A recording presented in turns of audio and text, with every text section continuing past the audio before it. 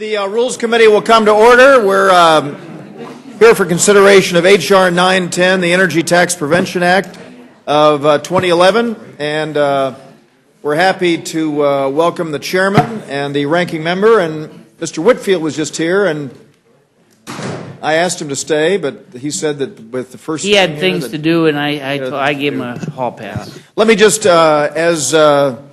as we begin the meeting, welcome our new member to the Committee on Rules, Tom Reed from Corning, New York. And let me say, the moment I met him when he was sworn in, I, of course, was reminded of one of my predecessors who from 1889 to 1891 and 1895 to 1899 served as Speaker of the House, and by virtue of being Speaker of the House, he was Chairman of the House Rules Committee. And he was known as Czar Reed. Tom Reed was Thomas Brackett Reed, and Czar Reed was known famously. I was told this by Robert Novak one time. I asked Novak if he had covered the press conference that I'm about to speak about in 1891, and he hadn't, but he knew the story. He said that Czar Reed emerged from a meeting of the Rules Committee. I just introduced Louise, the newest member of the Rules Committee, your New York colleague, my neighbor, Mr. Reed, Ms. Slaughter, Mr. McGovern, Mr. Hastings, and Mr. Polis. And you, of course, know your colleagues here. And I was telling the story about Bob Novak when I came to this committee. I've often told the story about when I came to the committee, and the late David Broder told me that the committee room was small by design. It was to keep the press corps out, is what he said to me then. But Novak told me of Czar Reed that he emerged from a meeting of his Rules Committee and said to the reporters who were outside, gentlemen, I mean they were all men at the time, he said, gentlemen, in describing the work product of the Rules Committee, he said, gentlemen, we have just perpetrated the following outrage. And that's how he described the work of the Rules Committee. So now with Tom Reed here, I just want to say that we are not going to follow the Czar Reed model at all. Everything is covered by television cameras now, and so if you try to be like Czar Reed at all, we're going to keep the check on you here. So, gentlemen, thank you very much for being here, and let me say that it appears that you both have prepared remarks, and I will say that without objection, if you'd like to enter those into the record and offer a summary, we would welcome that. And you may proceed as you wish. Chairman Upton. Well, thank you, Mr. Chairman. It is a delight to be back. I will submit my remarks for the record and get into it. I want to say, first off, this is bipartisan legislation. I thought that the process that we followed was pretty good. We circulated a discussion draft way back in early February. We held 3 hearings on the bill. Ed Whitfield did a terrific job as chairman of the subcommittee. We went through the full subcommittee and then the full committee mark. We will confess that global warming is a complex issue, but the question answered by this legislation is a simple one: whether the responsibility for deciding how to address it should rest with the Congress or with unelected and unaccountable bureaucrats at the EPA. This issue of greenhouse gases was discussed and was part of the process that was rejected with the Clean Air Act amendments in 1990. You may recall that it was included as part of a Senate bill, and when it went to conference with the House, then Chairman John Dingell, in the conference agreement, the conferees receded to the House, and regulation of greenhouse gases was not included as part of that legislation that was later signed by President Bush. This legislation is not a debate about global warming or climate change. It is a debate instead about EPA's regulatory agenda as a solution. What emerged from our hearings was not that global warming is a dire crisis, but that EPA's regulations would be inconsequential in terms of its impact on greenhouse gas emissions and the Earth's future temperature.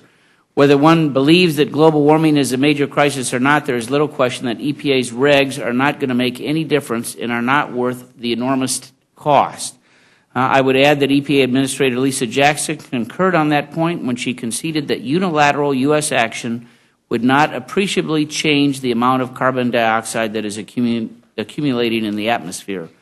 So I would ask that we that you all give us a rule so that we can debate this issue tomorrow. I look forward to that debate. I would note that this is bipartisan legislation. Mr. Ray Hall from West Virginia is an original co-sponsor, the former chairman of the Natural Resources Committee, as well as Mr. Colin Peterson from Minnesota is the former chairman of the House Ag Committee, our original co-sponsors of the legislation.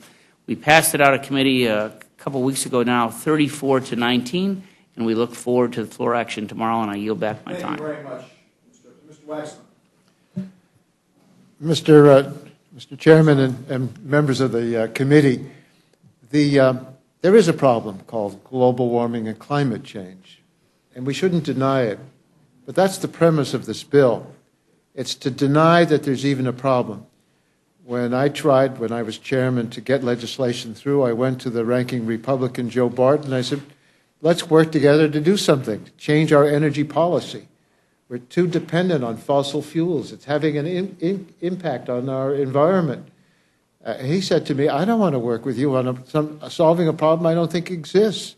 I don't think there is such a thing as global warming. Therefore, I don't want to do anything about it.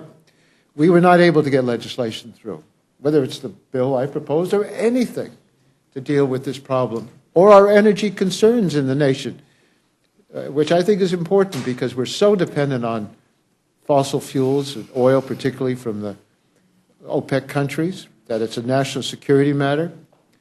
We need to move to a cleaner energy economy. It would provide millions of jobs. It would be a boost to our economy. And a lot of business executives were telling us the same thing. Just get the rules of the road in place. We think there's a lot of money to be made. Just give us the right market signal so we can get on with the job. And thirdly, there is a problem.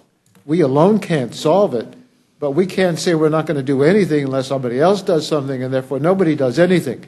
The truth of the matter is some countries are doing things. China is moving forward and spending money, making investments, and we'll be going to them for some of our new technology. We may be more dependent on them than we are on Saudi Arabia for our energy needs if we don't act now. The basic premise of the Upton-Inhofe bill is that it codifies science denial. Its premise is that climate change is a hoax. Carbon emissions do not endanger health and welfare. It's dangerous legislation because it would not only stop any legislation in the subject, but any regulation. The EPA, under a Supreme Court decision that went 5-4, was told that if they find that there's an endangerment to human health and the environment, they had to regulate. Now, you may not have agreed with their decision, and I don't agree with a lot of decisions the Supreme Court has come down with. It's usually 5-4 the other way.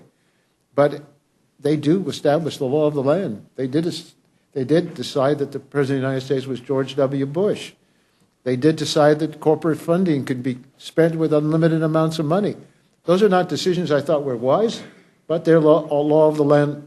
And EPA is tailoring their regulation to only new sources of high amounts of carbon emissions, and that reductions can be achieved through efficiency. So I strongly oppose this bill. And Mr. Chairman and my colleagues, I've asked for an amendment. It's an amendment that we were able to offer in committee. It's an amendment with Mr. Gett and Mr. Inslee that would simply recognize the facts of the problem of climate change. It states that Congress accepts the scientific findings of EPA that climate change is occurring, is caused largely by human activities, poses significant risk for public health and welfare. This is a simple recognition and would reverse the science denial part of the legislation. Thank you very much, Mr. Waxman. Thanks to you both. Let me just say that I'm going to recommend to this committee that we make in order a wide range of amendments that will allow a free-flowing debate on the floor. So I have no questions. Mr. Sessions. Thank you very much, Mr. Chairman. I want to welcome both of you to the hearing today. And notwithstanding the differences between our parties on this, I am in huge support of what the gentleman, Mr. Upton, is bringing to the floor. I look forward to supporting it, and more than that, I look forward to debate about the current merits of over-regulation, diminishment of jobs, and an attempt for us to deal with what I believe has been a bad direction up to now, and I appreciate both of you being here. Yield back. Thank you, Mr. Chairman. I just want to say I do believe in science. I do believe that the world is round, and I do believe that people want to breathe clean air and drink clean water in so much that's possible. I think we've pretty much reached a stage, if I'm not mistaken, that we've declared that there really is not much good water left in the United States. Why we want to keep fouling our own nest leaves me somewhat baffled, but I must tell you, Mr. Upton, as much as I am fond of you, I really could not support this bill. Thank you. I'll keep working on you.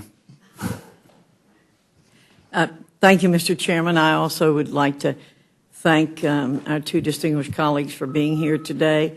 I think the people of this country are tired of unelected bureaucrats making decisions that are very costly and affect the many, many, many people in our country.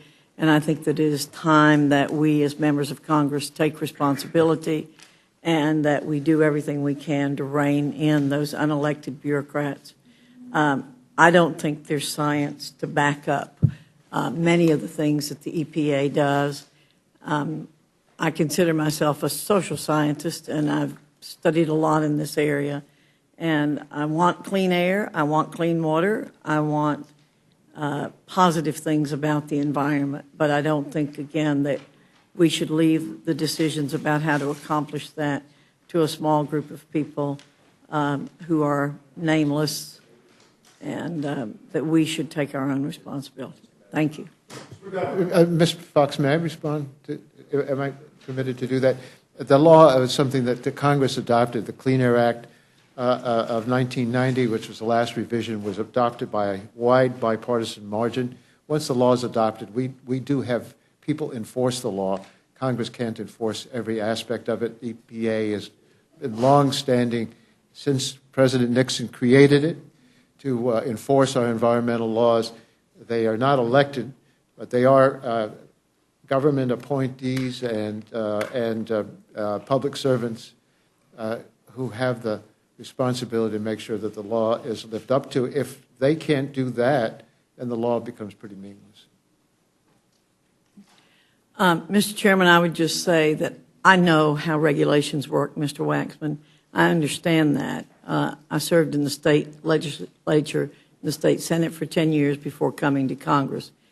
I think it behooves us, when we make laws, to make them a lot clearer than we do, and to take what responsibility we can to ensure how the regulations are going to be written. And I think that in many cases Congress has abrogated its own responsibility in that area. Thank you. Mr. McGovern.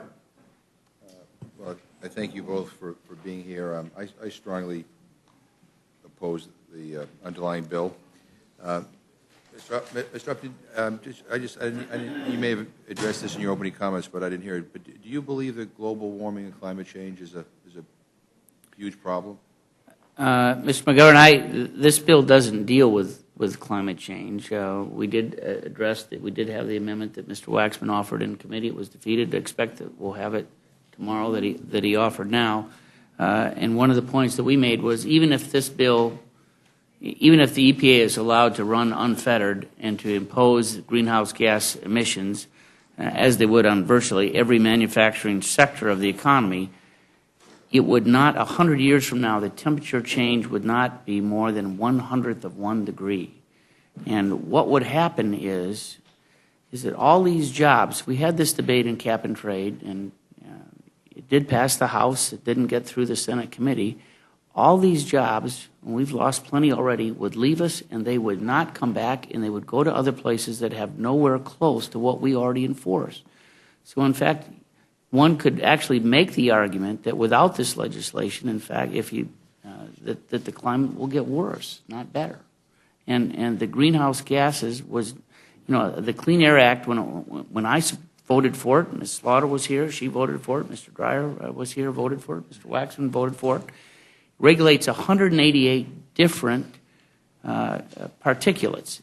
This bill doesn't change that at all. We just say it's not going to go one step further and address greenhouse gases when that was not part of the debate, was not part of the legislation then. So that's how I'd answer your question.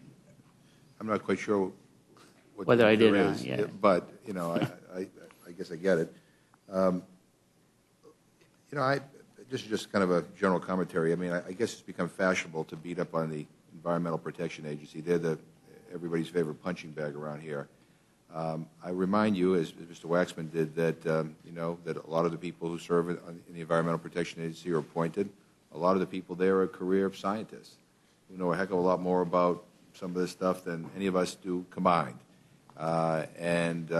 We get to we have to come to a point where we either make a decision that we believe in science or we don't.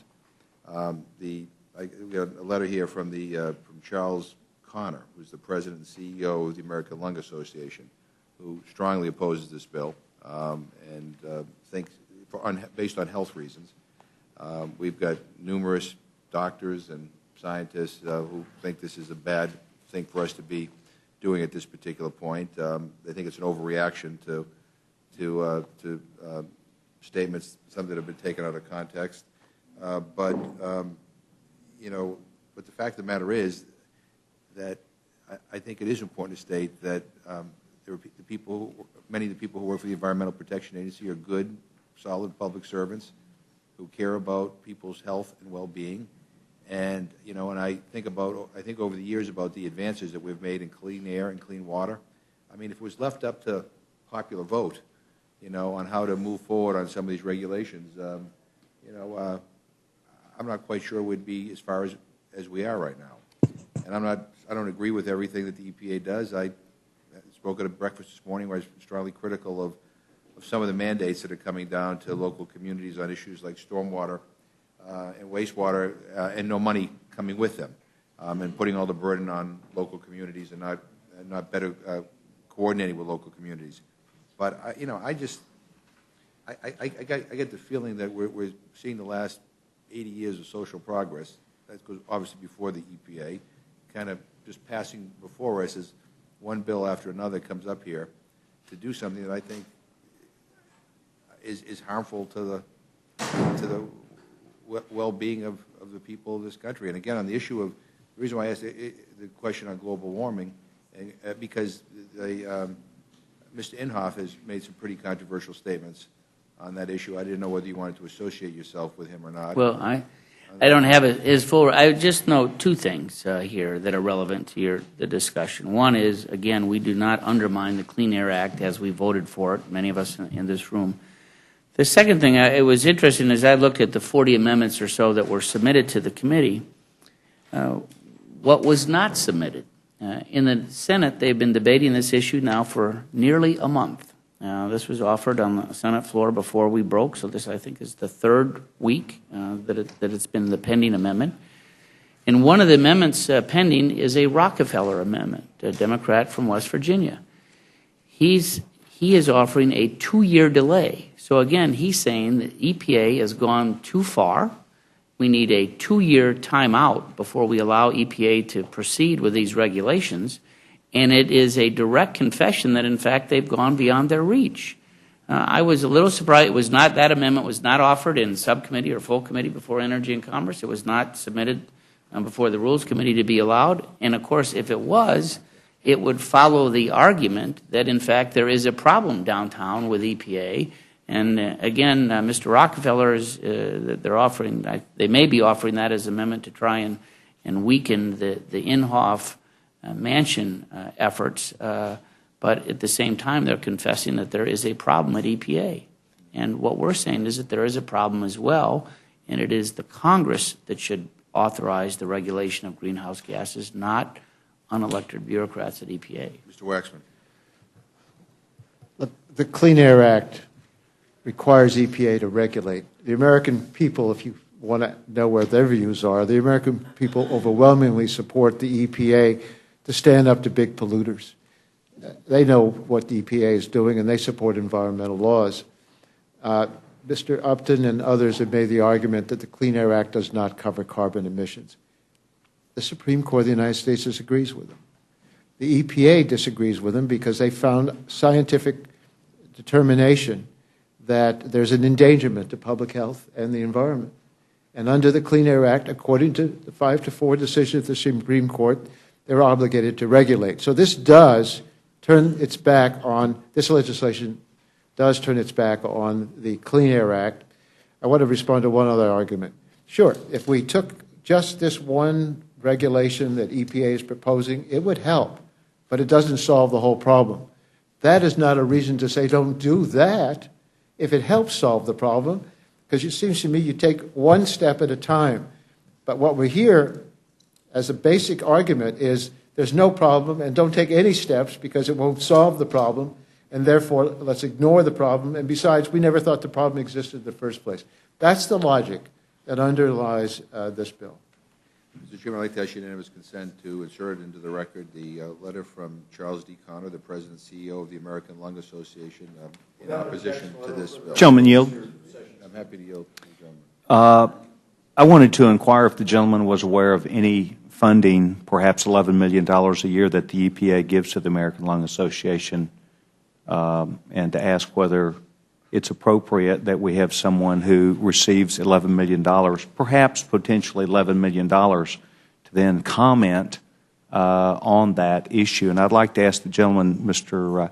Upton, if he could please provide to this committee, I'm not making an accusation at all, but a letter back to us allowing us to know whether the EPA, in fact, has provided the American Lung Association with taxpayer support. And I would find it interesting for us to evaluate the appropriateness of being lobbied by an organization that was receiving money by the American taxpayer.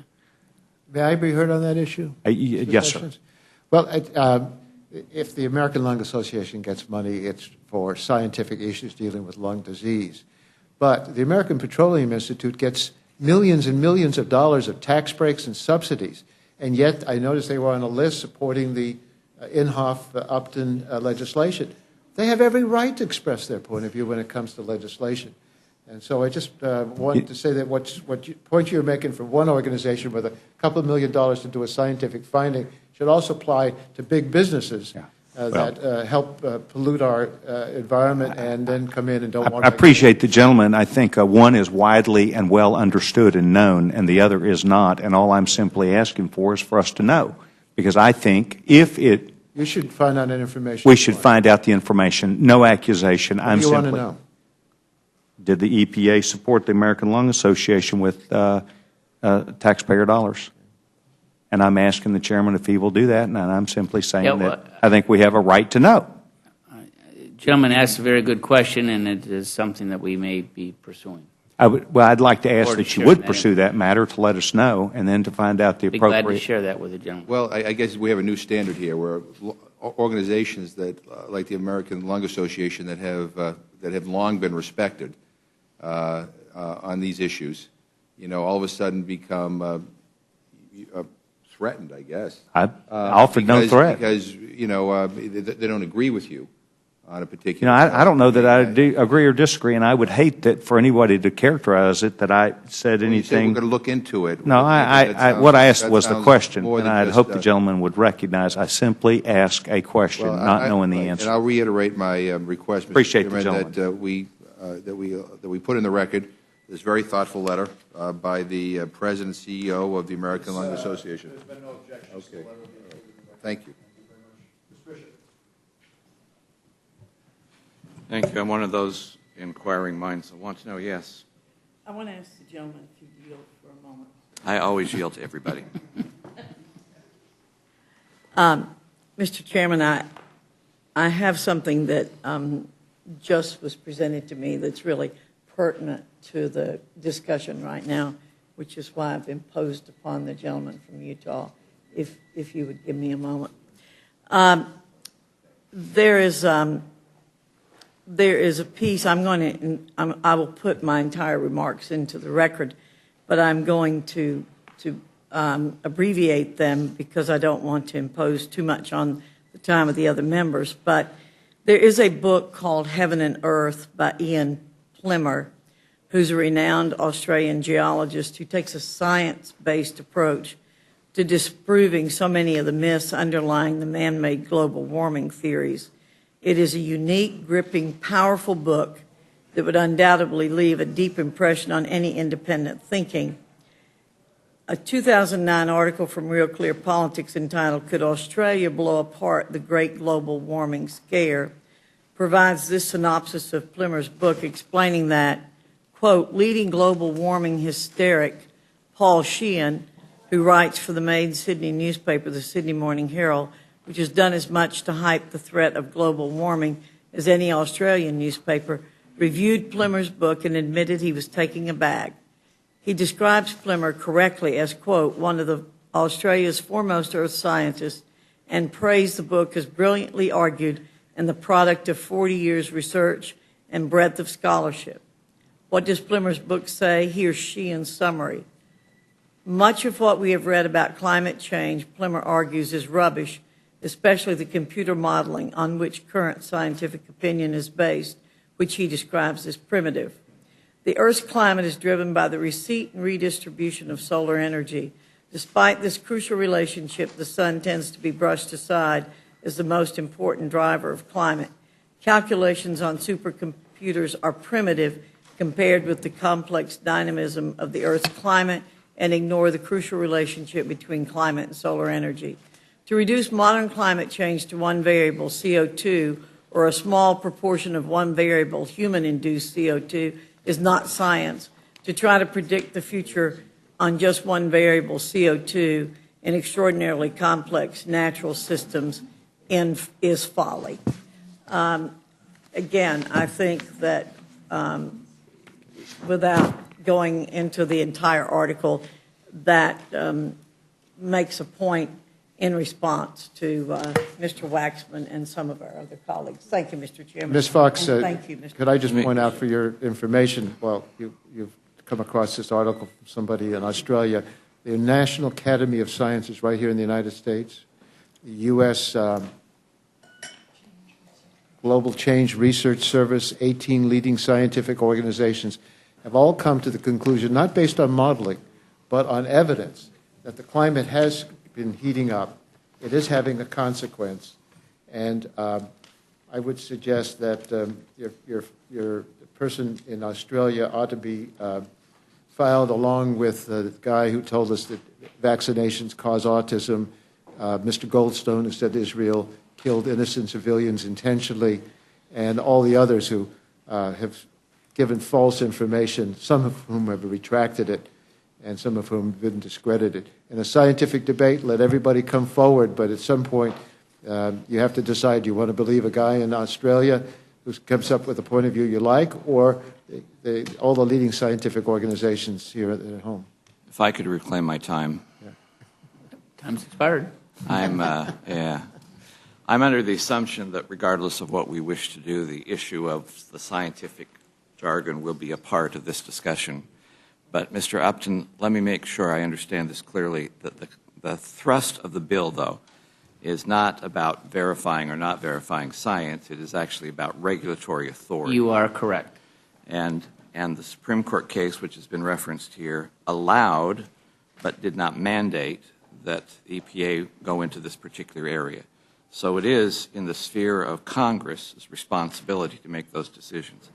I would relish being able to go back to the days of our first congressional session, in which the good representative from Virginia refused to allow Congress to adjourn and give the president the authority to create postal roads, because he said it was the responsibility of Congress to make those kinds of decisions, and he insisted they stay and Congress designate postal roads.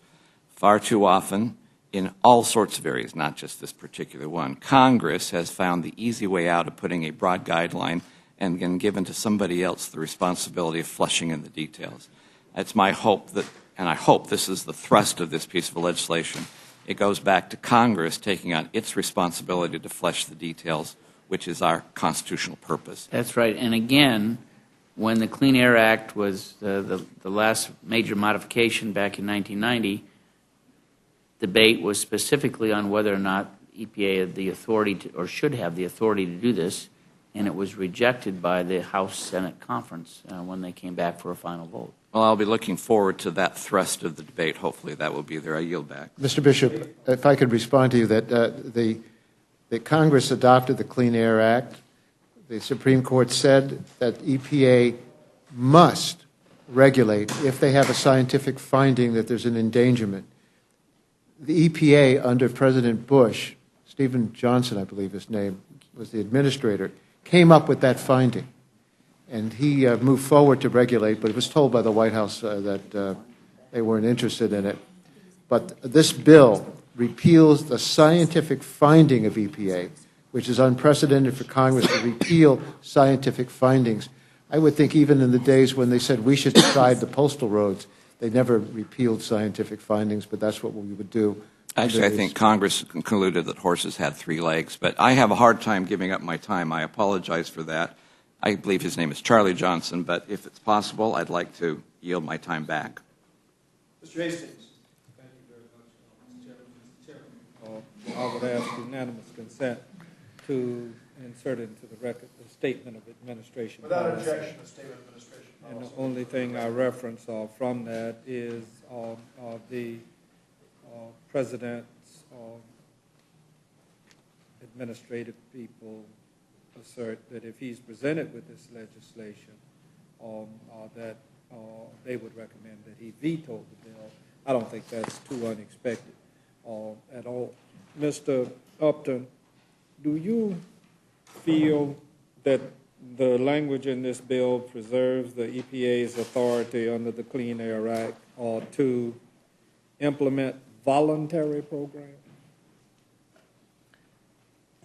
Well, I don't. If a company is willing to do something voluntarily, I don't know that the EPA would necessarily have a say in it. Well, how It doesn't affect. It doesn't affect. This legislation doesn't impact that whatsoever. It simply denies the EPA the ability to regulate greenhouse gases. So if someone voluntarily wanted to go forward, it would not be No, it has no over-regulation impact. of EPA?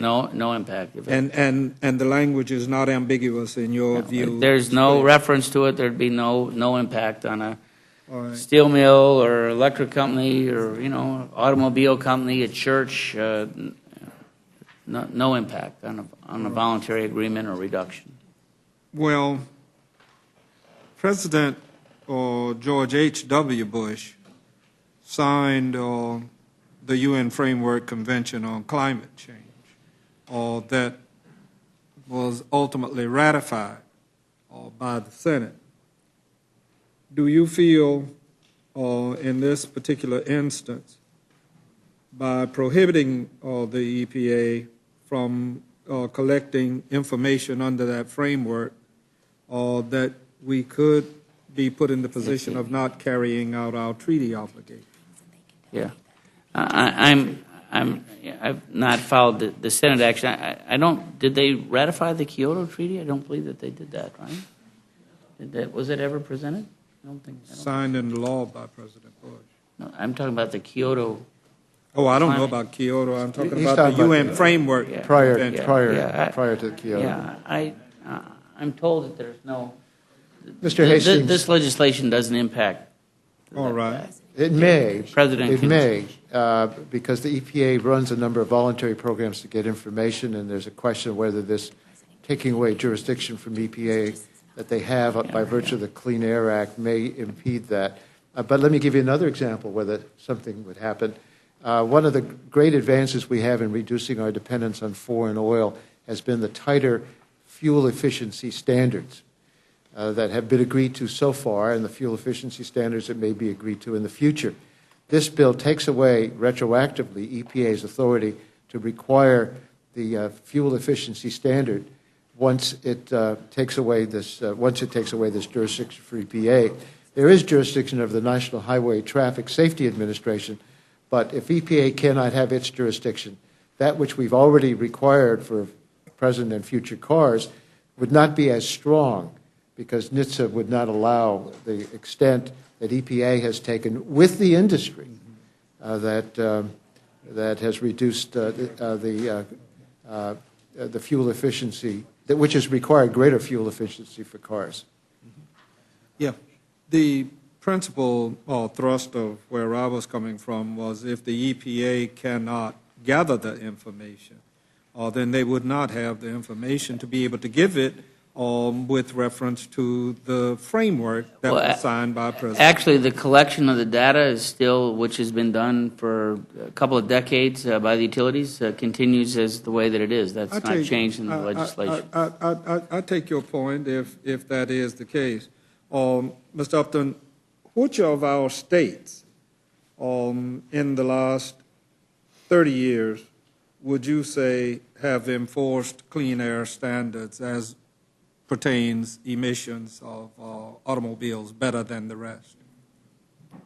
Well, I would, the auto industry has complied with the laws that are out there. I would note that grudgingly. No, they were part of the change. I want to say in the 07 law, they were fully on board with the increased mileage standards that came out. To the chase. I personally think California led the country as it pertains to emission standards. Does your legislation in this particular case repeal greenhouse gas emissions from motor vehicles of California's authority to regulate greenhouse gas? We allow the standards to stay in place through the 2016 model year. At that point, when I think we required just one agency, NHTSA, to make the determination rather than having a state supersede the national standards or interfere with the other standards. Well, I just want to share with you personal experience. My parents lived in California in the 1960s, and I thought at one point that I would live in California.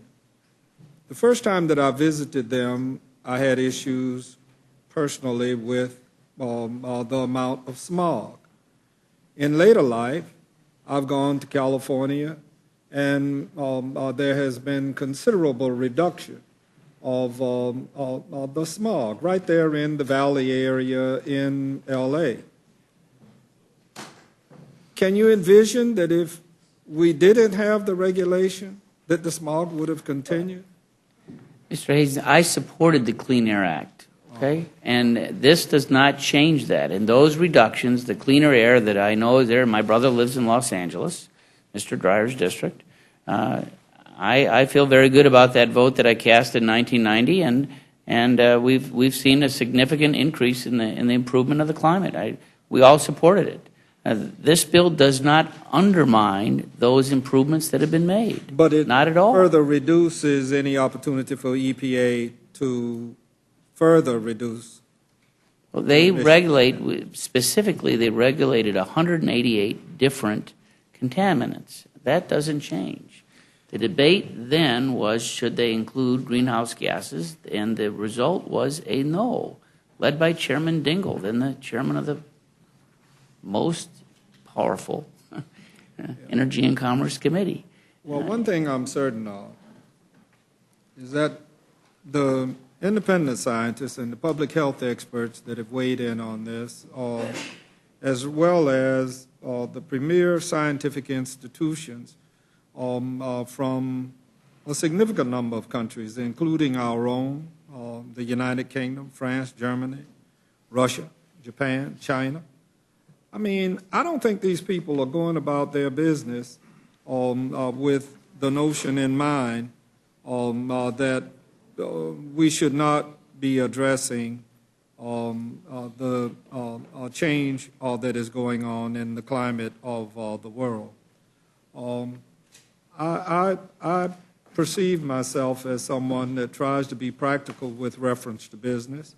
One thing I'm certain of is every one of these standards, every one of these regulations has not caused business to not go forward and make substantial money. I do agree that there comes a time when regulatory agencies may very well stick their finger in the eye of business more often than they should. But in this particular instance, I live in areas where I have seen significant numbers of people die because they lived in areas similar to where I lived that were on dumps. And the emissions from those dumps caused cancers, asthma, and a significant number of related diseases. And I don't know how you or any of us in here can ignore the significant number of Latinos, African Americans, poor people that live in areas that we live in that do not follow EPA regulations, and there's always a dispute. I have one of those areas, it's called Wingate. Many of my personal friends, including the woman that championed getting EPA under all administrations for the last 40 years to recognize the damage that had been done and is being done by virtue of the emissions that took place there. Her name is Leola McCoy. And I thought initially that Leola was just a tree-hugging environmentalist. But until she proved statistically the number of people that lived within a 6-mile curtilage of an incinerator that had polluted that area for a considerable number of years. And finally, all sorts of schema developed within the bureaucracy to avoid the harsh reality that a lot of people had died. Now, I believe that people's lives have been saved by virtue of meeting the Environmental Protection Agency's regulations. And I think this is a meat-axe approach that will, if made to be law, and I don't believe it will be, I think it's something that will do considerable damage to our nation. And I wish you all would recognize that we're not on this planet by ourselves. It's a great big old wide world out there. And if China can bring themselves to recognize that there's a significant problem, then I doggone sure think that America can. China would love the defeat of this bill because they're going to get the jobs that we're going to lose, and they're going to take them there and they're going to keep it. And if you care about the planet, it's going to be a lot worse by sending those jobs to China than it is if we keep them here. We're going to keep sending the jobs to China because we like cheap clothes and cheap tennis shoes and stuff. So, you know, we're as much at fault in the Chinese problem as the Chinese are. And when the deal goes down, everybody in here got on something from China. I put on an embassy cap I bought at an embassy made in China. I mean, cut me some slack. China isn't going to benefit any greater than we allowed them to benefit, and by defunding and causing the regulatory agencies of this country not to be able to undertake their responsibilities. It seems to me that the Republicans have this bad pattern, not only as it pertains to the Environmental Protection Agency, but something even closer to our stomachs, the Food and Drug Administration. And I could go on, and I won't because the hour is long. But I think your legislation is ridiculous.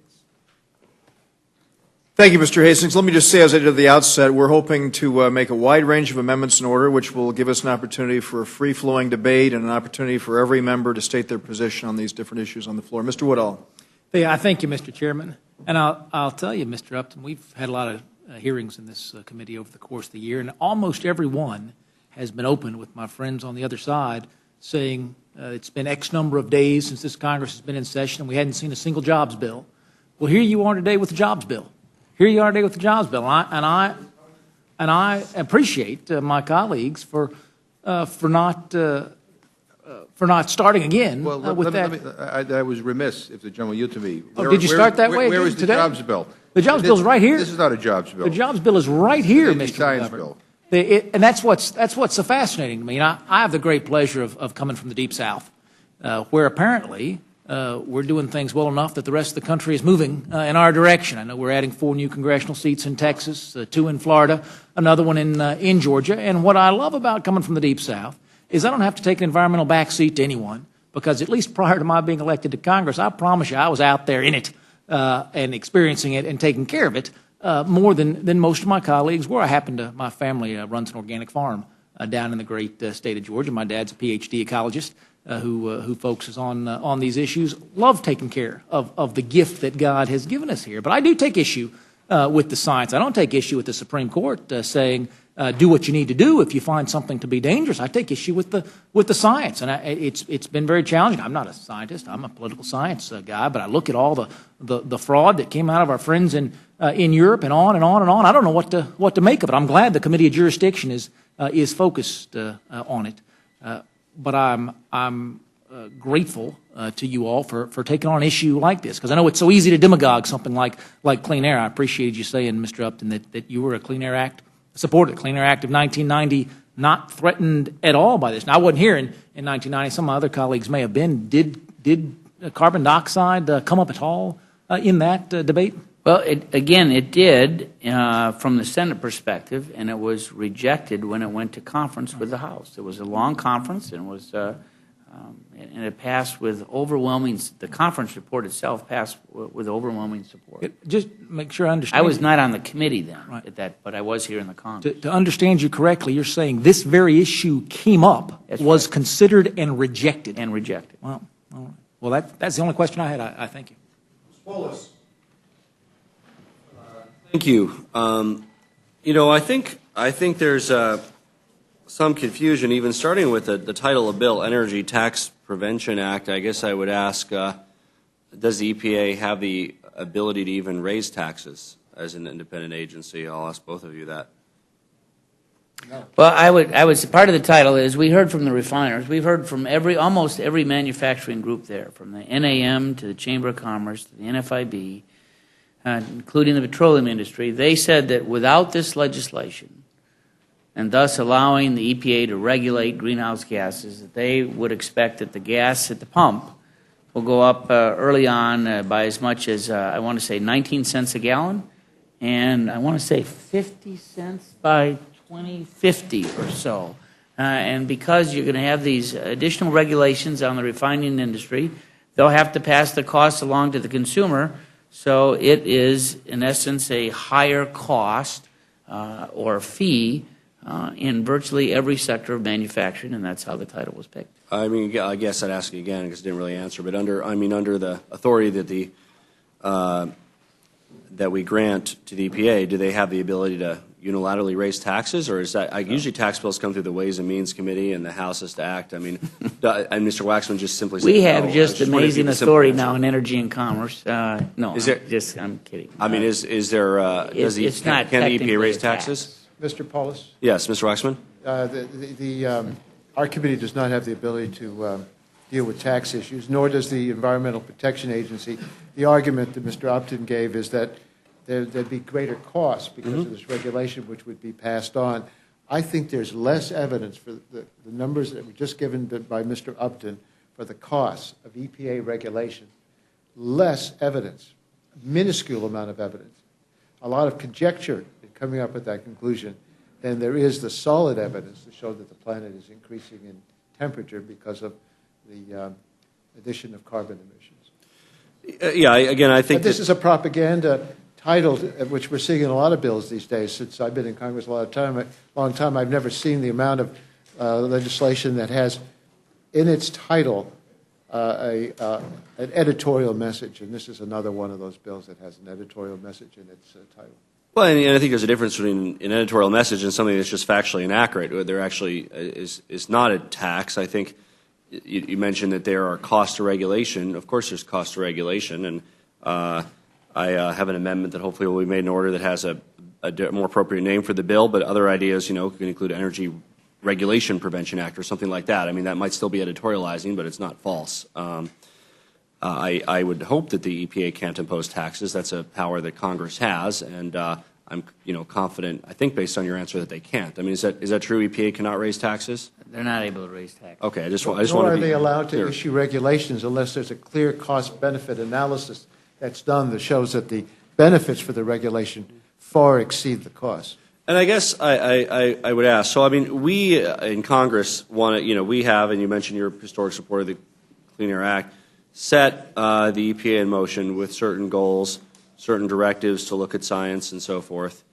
Now, because members of Congress don't like their findings, namely that the science has indicated that, among other things, that the carbon emissions are a danger to the public health, those findings are not liked by some people. I don't think they're liked by anybody, by the way. I think we all wish that the science indicated that there was no threat to our health from carbon emissions. I certainly do. I mean, that would be our wish. But the apparatus that we set in motion and the science has indicated a different conclusion. I think that's why we separated it from this body, because we like to do what we wish here. We like to do what people like. And obviously nobody wants our energy use to cause climate change or anything like that. So I guess the question is, if there's a flaw in the process in EPA whereby they made this decision, why are we not looking at a more authentic EPA reform bill that really discusses how science is dealt with in that agency, that assures them their independence, but looks at what some people here, at least half the House or so, believes to be a structural flaw, presumably in EPA, because you disagree with their conclusion. Why instead are we looking at overturning one particular conclusion that they made? I think that would show a lack of confidence in the process. So why are we not talking process-wise about reforming EPA as opposed to invalidating the conclusion that they made that we find inconvenient? Couple things I'd like to say. Again, we've talked about the 1990 Act and the specific rejection. But second, in the last Congress, and you'll remember well the cap-and-trade debate, that was a bill that didn't go through the normal process, didn't go through the subcommittee, went right to full committee, came to the House floor without amendment. This committee here, Rules Committee, did not allow amendments for the cap-and-trade bill on the House floor, and it passed by 7 votes. Speaker Pelosi then had an 86-vote majority. It passed in June of 2009. It also, by the way, repealed mass EPA. That was part of the House bill. Lisa Jackson, then the administrator of EPA, and I'm paraphrasing here, said, "Oh, it's far better to legislate this. You don't want me to regulate it. The cost will be less." Well, guess what?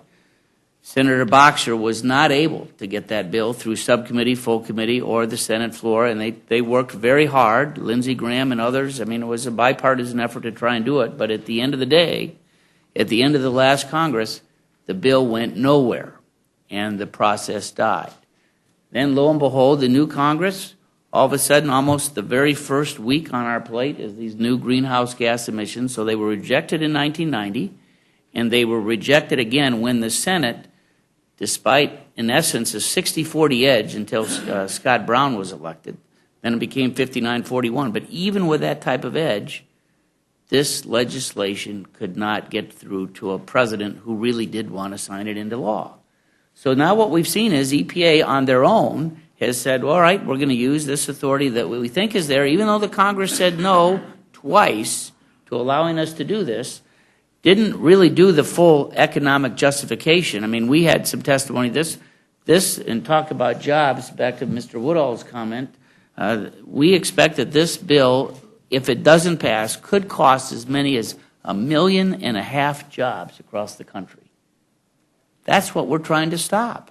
We're trying to say it is the Congress that should give this specific authority to the EPA to regulate greenhouse gases. And twice now, we've said no, including in the last Congress, despite an overwhelming edge in both the House and the Senate by the Democratic Party. Well, they already have the authority to regulate to protect the public health, and if they conclude that there's a danger to the public health, they regulate. I mean, and that's, I think, an important distinction to make, because it shouldn't have to go to Congress every single time there's some new danger to the public health. The independent agency needs the ability to act. So we may not find that a convenient conclusion. I don't think there's anybody in this body that wishes that carbon emissions are a danger to people, because there's certainly a lot of them, and as you mentioned, it's difficult economically to cut back.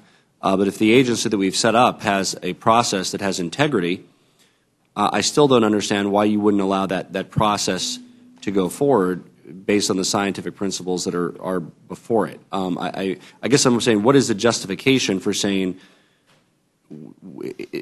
they came to a conclusion we didn't like, so we're overruling them. Is this a precedent for all future, conclusions of that agency and removal of their ability to protect public safety? What we're in essence saying is we do not want them to regulate what they were unable to see legislated. And that's what this legislation does. It prevents them from regulating greenhouse gases when the Congress, in essence, said twice now not to do so.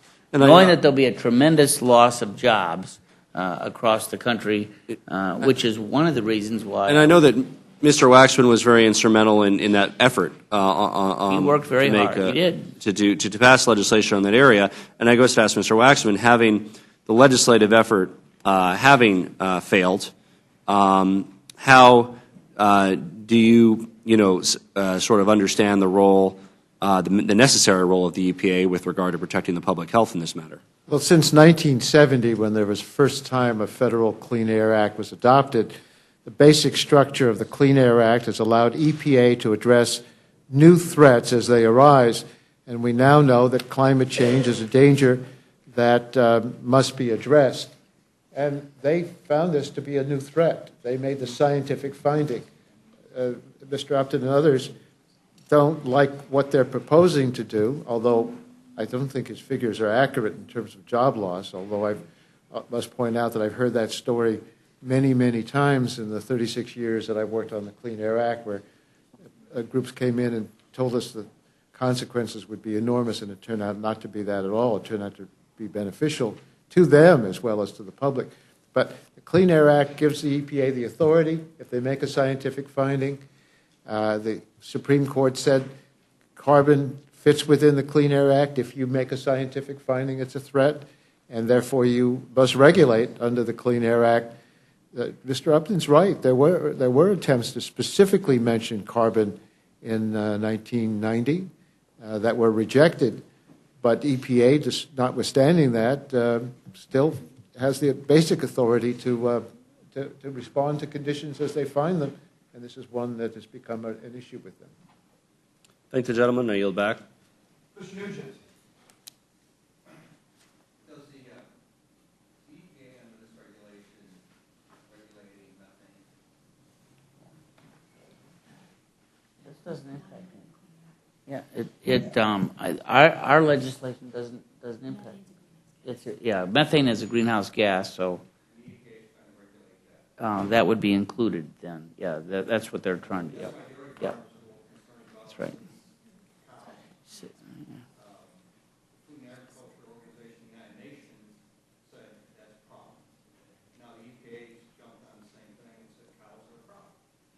It's one of the reasons why the American Farm Bureau is strongly in support of this legislation.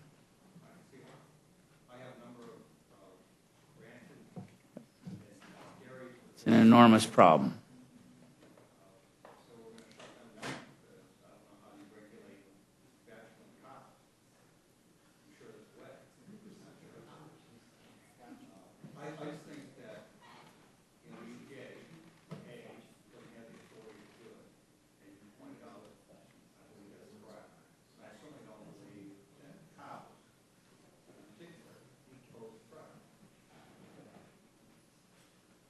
I agree with you. Mr. Nugent, the EPA can regulate methane from land sites.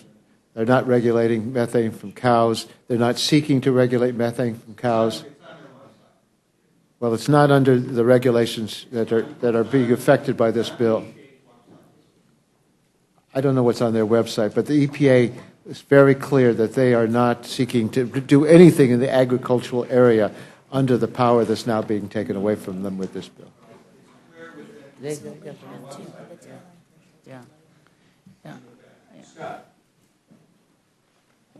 Not much to say. I just hope that we are not looking at China as an example of emissions. Now that they're the largest emitters in the world today of greenhouse gases at 22%, it would be frightful for us to look back in our future to find the solutions that we need as a nation and as a country, as a world. So my theory is if China is the best we can do, and having that as a part of the conversation, we're really not having a conversation at all. It's all politics. Mr. Webster. Mr. Eaton.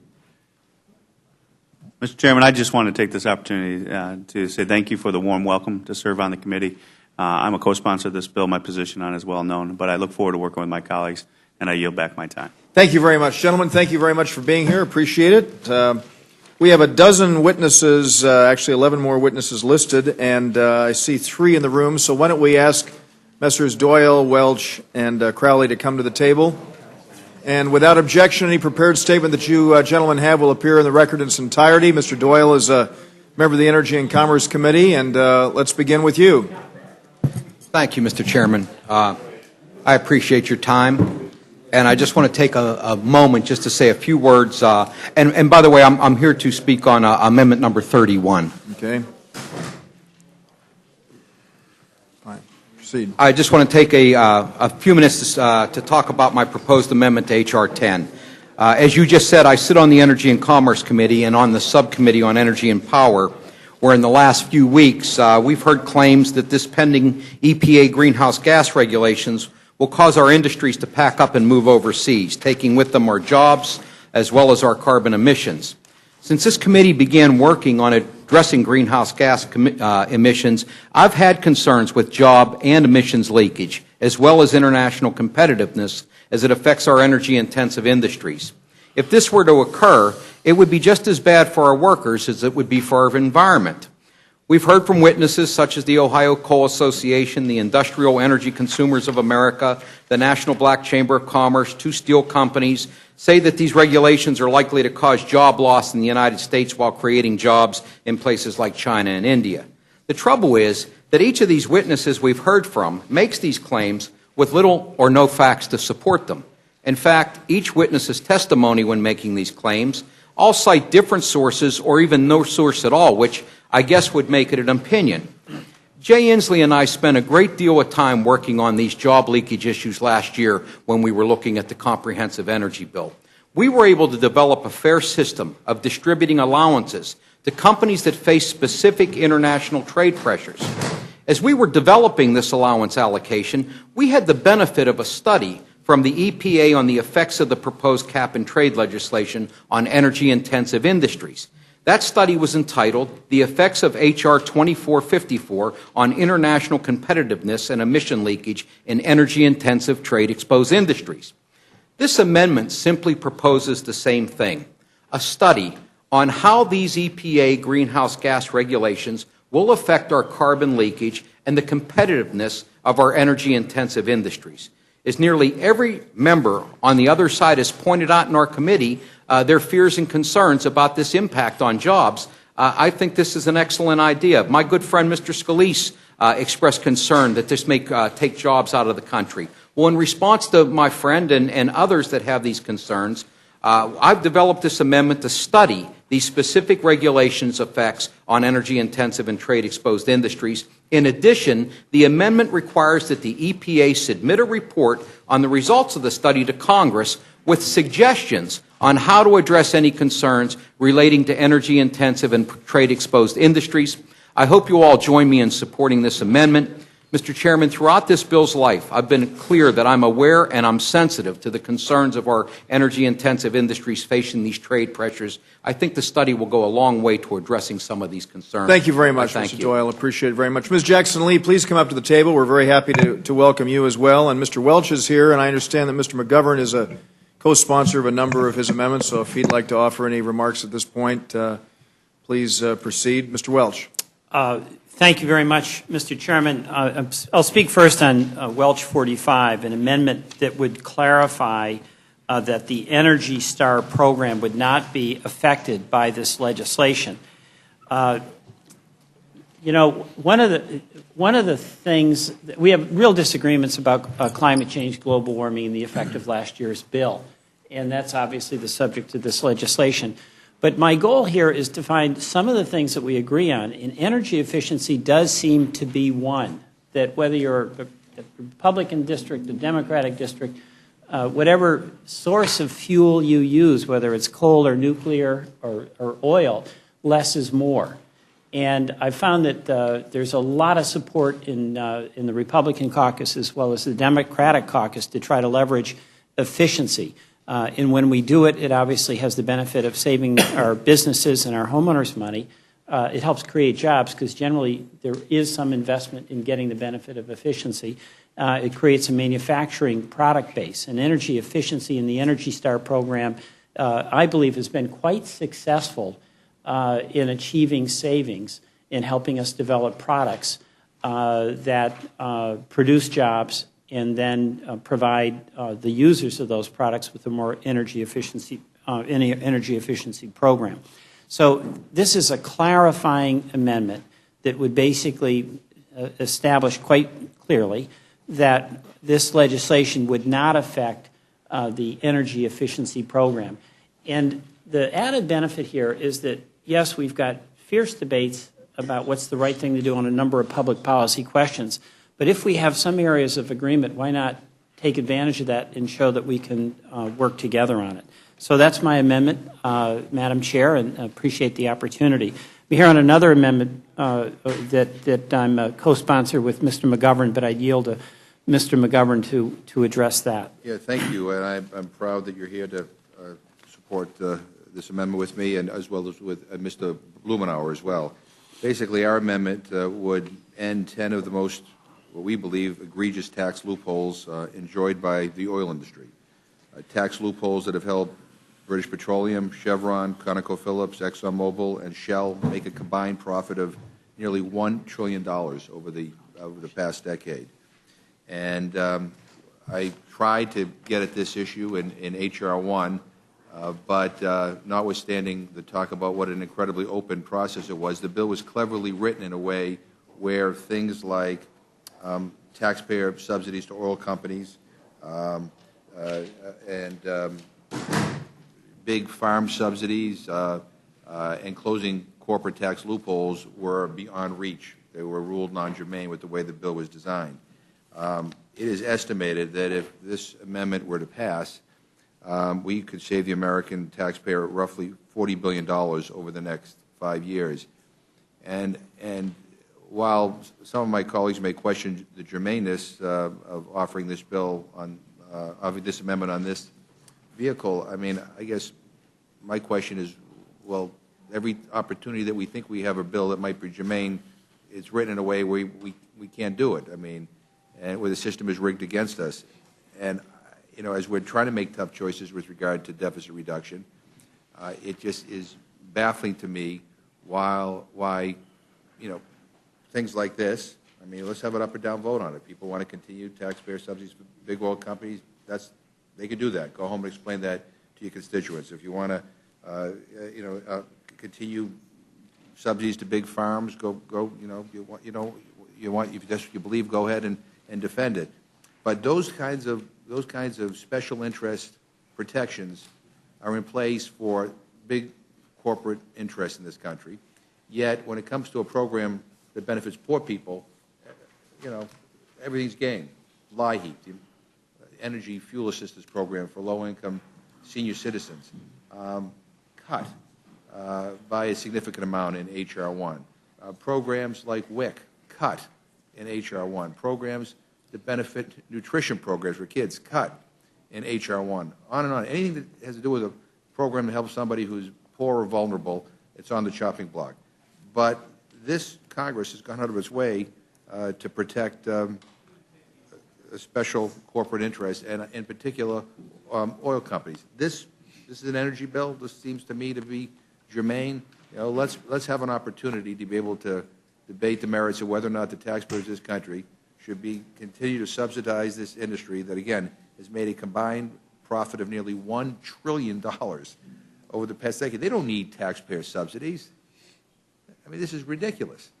And yet we continue to protect these special kind of carve-outs for these kinds of corporate special interests. So I would urge my colleagues to allow us to have a vote on this amendment, and if not now, when? We were blocked on offering this amendment on H.R. 1. It seems to me that this is an energy bill. We ought to be able to, deal with it now, and I'll yield to Mr. Welsh if he has any additional comments. No, I don't. Thank you very much, Mr. McGovern. Mr. Crowley, just before I recognize you, let me point out to anyone who doesn't realize it that it is not Republicans or Democrats who decide on germaneness, but it is the parliamentarians who decide that. So I think it's very important that the nonpartisan parliamentarians decide on what is a germane amendment. If it generally would yield for 1 second, I remind the generally this is what the Rules Committee does. We waive germaneness rules often. We waive all points of order. This is what this committee does. So, you know, you can attach the front of a Volkswagen to the back of a Cadillac in this committee. That's why being on this committee is important. And so if you want to deal with this issue, we can. If we don't have to. We could hide behind so-called germaneness rules, but this committee has the ability, and it has in the past, under both Republicans and Democrats, waived germaneness rules. Thank you. Well, I've never been here when a germaneness rule has been waived. Again, I just want to make it clear that we don't make that decision. It's made by the nonpartisan parliamentarians. If the lady would yield, I just want, just for one clarification, we did waive the germaneness rules. I remember for an amendment when we were in control for Mr. Sessions for a bill, and we did it because we thought it was a good idea and it should be brought up on the floor. So we have done that in the past when the Democrats were in power, and and Republicans have waived germaneness rules as well. So it's not like this is something from outer space. I mean, it's actually happened, and when the General Lee was on this committee, it's happened too. In the last 2 years? Yeah. Yes.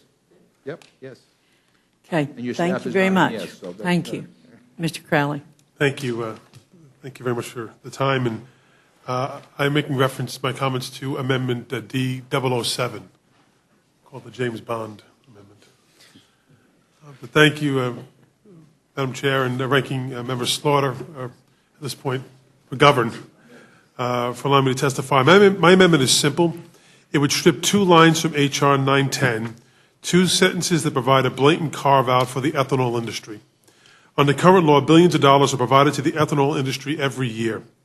The subsidies for ethanol, which total $5 billion annually, are straining our fiscal situation, taxing American families unfairly for an industry that does not need support and is increasing the price of food both at the local store for our constituents and globally, which will affect the poorest of the poor on our planet.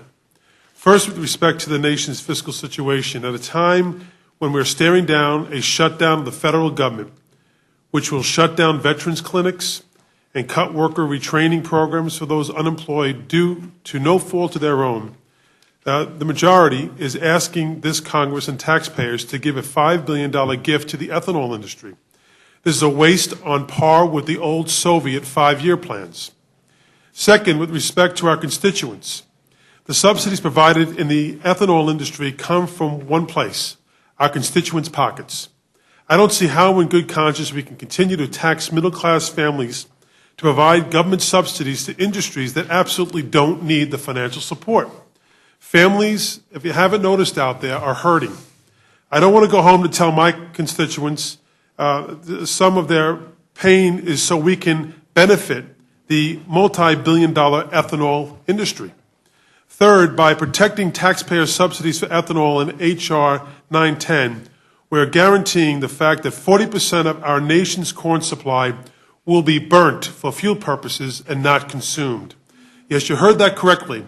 40% of our nation's corn supply will go up in flames. And what happens when we start using our food to replace our fuel? Simply using supply and demand, the theory of capitalism 101, we will see spikes in food prices. In fact, we have already seen the prices for food skyrocket over the past year. And H.R. 910, as currently written, will only exacerbate that situation. In fact, as we speak, corn prices may hit a record high this week, and they show no sign of moving in the opposite direction. Whereas in 2002, corn was $2.37 per bushel. It now costs $7.67 a bushel in 2011. Corn is in almost every piece of food that we consume. And it's not just the foods made directly from corn that are more expensive, but secondary foods are also more expensive, including meats and cheeses. Even the prices of drinks are increasing due to the ethanol subsidies we saddle on our constituents' backs. We've also seen fuel prices skyrocket, demonstrating that the billions of dollars, taxpayer dollars funneled annually to the ethanol industry has not translated into cost savings for our constituents at the pump. In fact, subsidies for ethanol has led to a double taxation on each and every one of our constituents. They pay higher taxes to pay for the ethanol subsidies, and then they pay higher taxes for food caused by the subsidies for energy producers. And finally, with respect to the effects of the ethanol subsidies on the larger global supply, these multi-billion-dollar subsidies are not just a burden for American families. It also diminishes the impact of international relief efforts. When our food aid programs can purchase less food per every dollar spent, they are much less effective. If you're only surviving on $1 or $2 per day, small increases in food prices can lead to hunger, increased poverty, and even death. The United States is a huge producer of ethanol, and our domestic corn ethanol industry is no longer in need of a tax subsidy or tariffs. The rapid growth of the corn ethanol industry and federal ethanol mandates has made our current policy obsolete.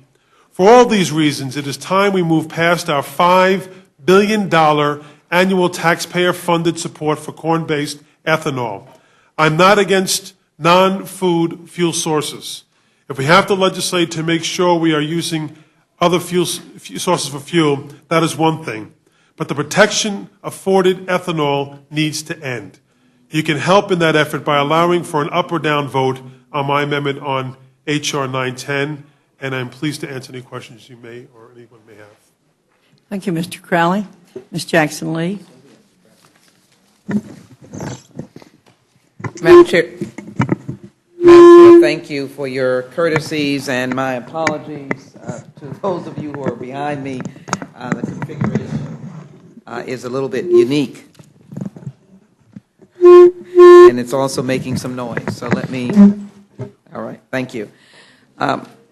My amendments really speak to what I think partly the intent of those who have authored this legislation really are attempting to do. I think part of the impetus behind this legislation is frustration, and I can certainly sympathize with it, but I would like to call attention to a Supreme Court decision for the members of the Rules Committee that was issued in 2007, where the Supreme Court determined that greenhouse gases, widely viewed as contributing to climate change, constituted air pollutants, which brought them under the jurisdiction of the Clean Air Act, which thereby brought it under the jurisdiction of the United States Environmental Protection Agency. And therefore, I think just that brief description of that case suggests that the regulation of greenhouse gases is constitutionally grounded in the Supreme Court's decision. That means that this legislation is attempting to overturn Supreme Court decisions, and certainly we've done that in the past, but I know that my friends who have asked us to submit constitutional grounding on the basis of legislation that we put in really want to adhere to the Constitution. And frankly, I think that we're at odds with the Constitution, and the 2007 court was not a liberal court that made this decision, and frankly, I think there's a better way. My first amendment, which is amendment number 32, goes directly to whether or not we simply don't want to do anything but allow this amendment or this legislation to go in without any amendments. And so this one is not a compromise or a way of bringing us together. This is to change the legislation's name to the termination of the EPA greenhouse gas regulation in order to eliminate the Clean Air Act. And the reason why I rename it is because, in essence, it goes against the constitutional decision of 2007, which legitimizes the EPA's right to regulate greenhouse gases under the Clean Air Act. That's the First Amendment.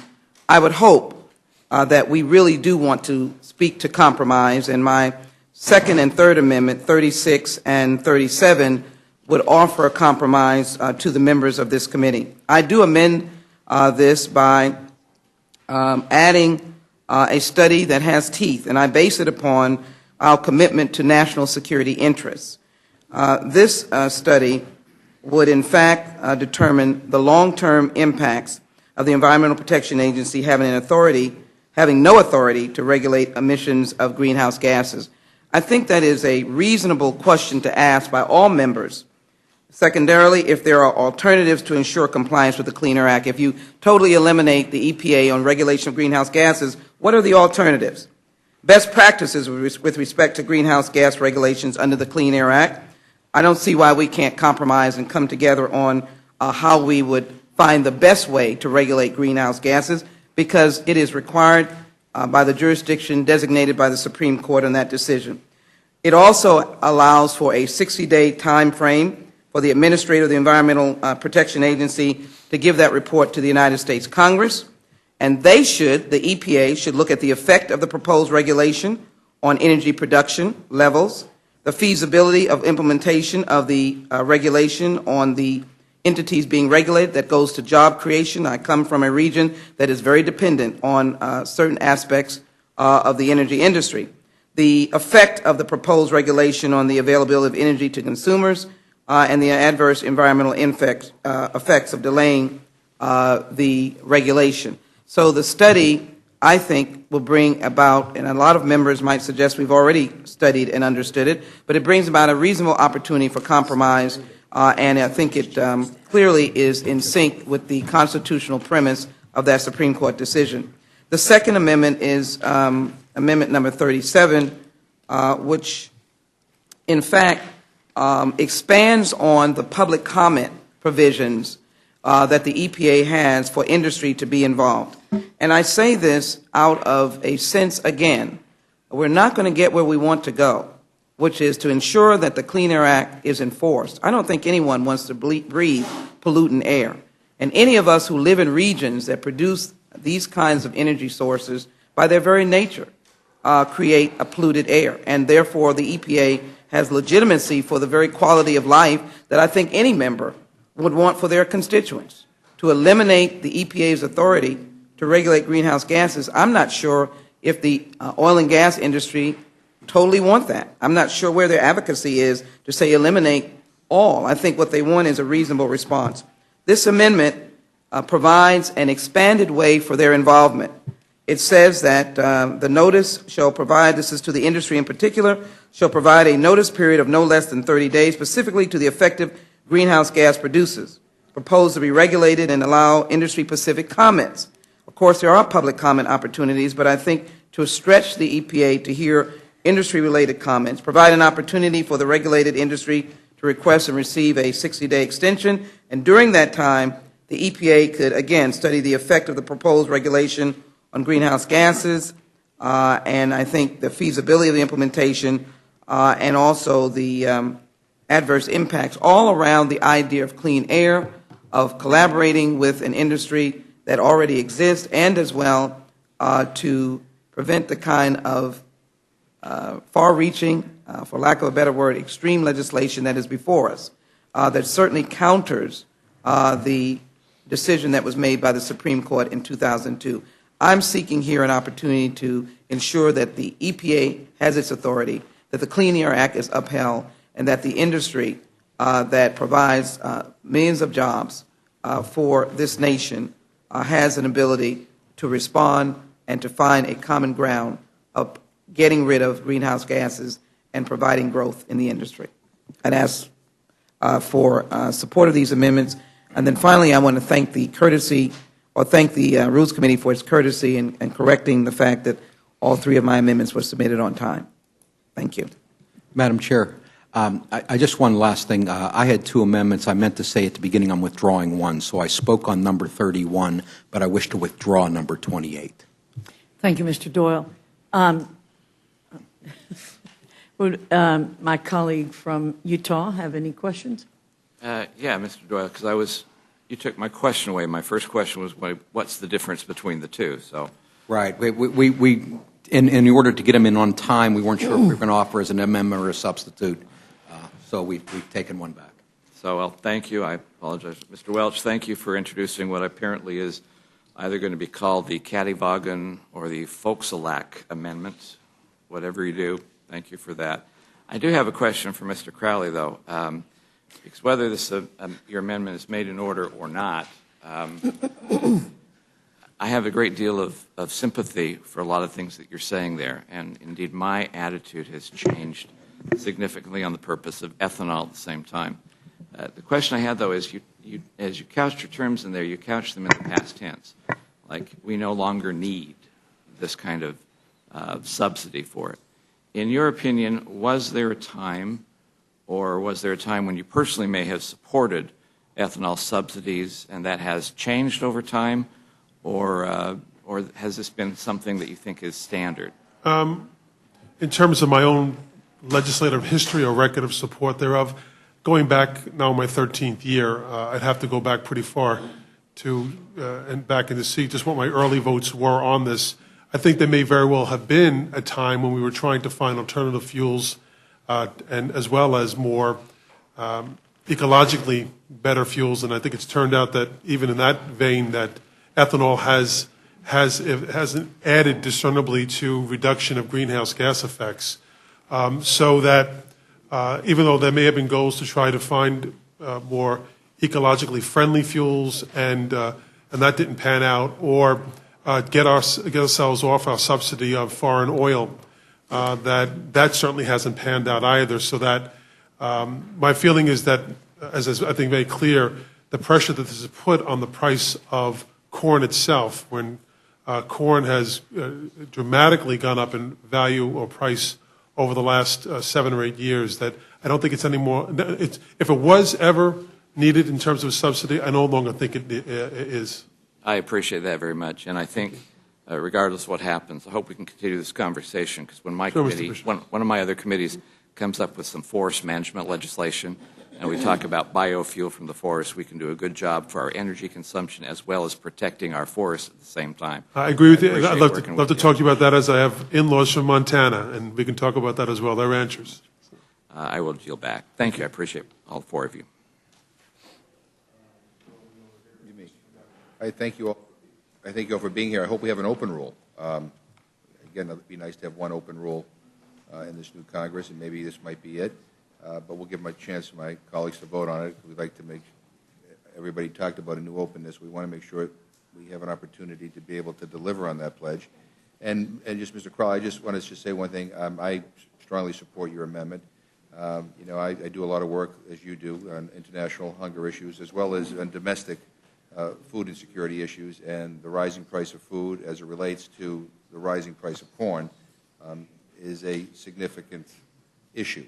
I think that food ought to go in your stomach and not in your gas tank, for starters, but I also believe that you know, there's a future in non-food biofuels, but the UN World Food Program will tell you, and every global hunger organization will tell you, that one of the reasons why there's been an increase in hunger around the world is because the cost of food has gone up. And one of the factors, I mean, it's not the only factor. I mean, there are natural disasters. There's the fact that China has a greater buying power. But one of the factors is this whole movement toward corn ethanol, which I think is a boondoggle. Again, I mean, we're debating now as to whether to cut WIC, as to whether to cut Pell Grants, low-income fuel assistance for old people, programs that benefit the most needy in our country, and yet we protect this subsidy for corn ethanol. It's corporate welfare, and it is. And I think most Americans don't believe that their taxpayer dollars should be going for this stuff. And so I hope your amendment is made in order. We look forward to, you know, to at least trying to make it in order. If I could just comment on, I've also heard, I'm sure you have, maybe all of our colleagues have heard from food banks in the local cities and their concerns about the rising price in food, both directly from corn itself, but indirectly corn products. And as I mentioned earlier, just about everything we eat has some form of corn in it, and eat and drink, I should say. Absolutely. A lot of the corn is used for feed, for for livestock, and that price of meat. Right, price of meat goes up. So, but I appreciate you bringing this issue, and I hope we have an opportunity to debate it on the floor.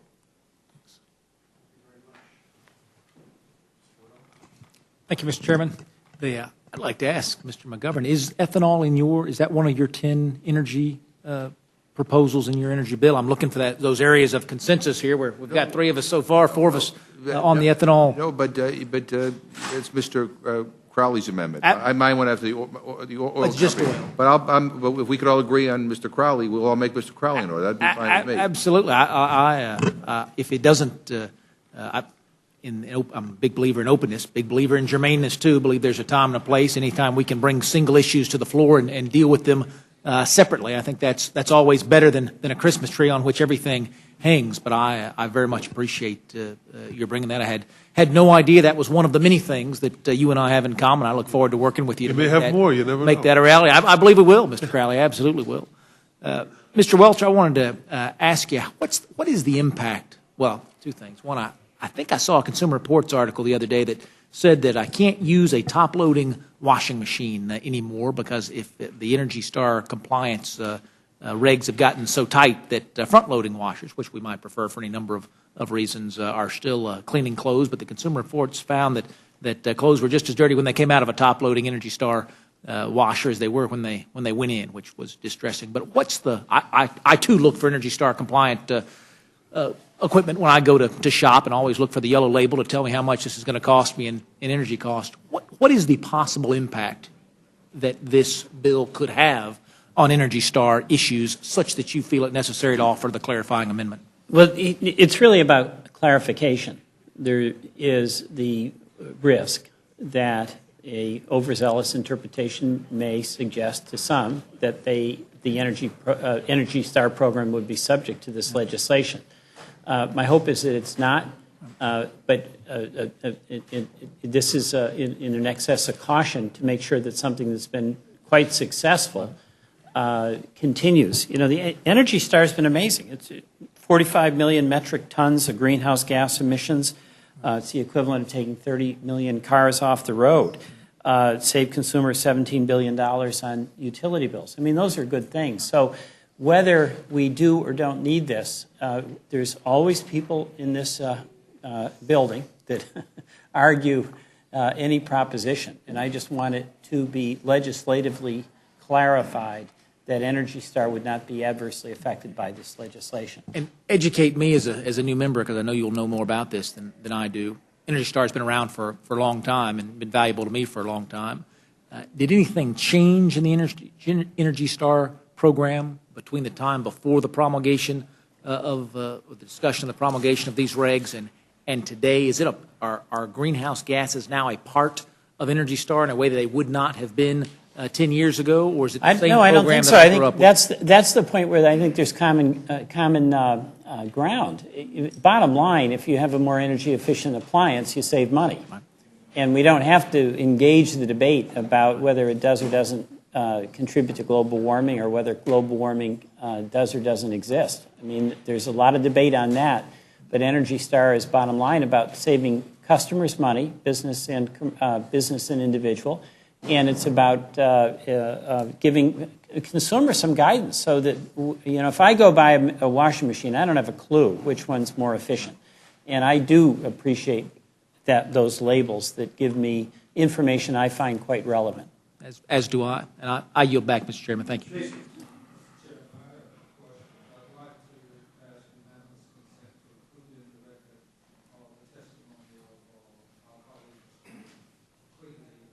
Without objection, Mr. Quigley's testimony will be included in the record. In addition, with your permission, Mr. Chairman, I'd like to include in the record a statement of Representative Blumenauer. Without objection, Mr. Blumenauer's statement will be included in the record as well. Mr. Nugent.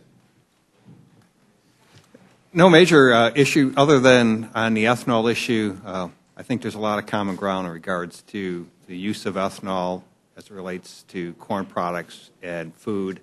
The other thing with biofuels, we certainly, in my district, there's some movement in regards to plants for biofuels.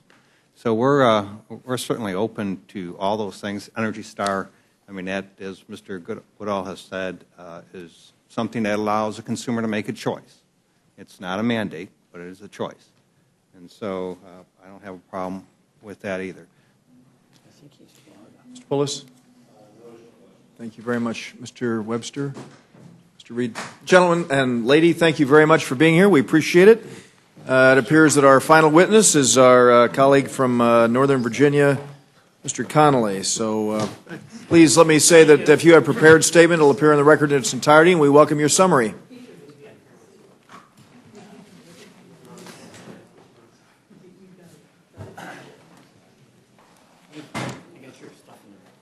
Thank you. Appears that you do have a prepared remarks there, and without objection, that'll appear in the record. And again, we'll welcome your summary. Thank you, Mr. Chairman and members of the Rules Committee.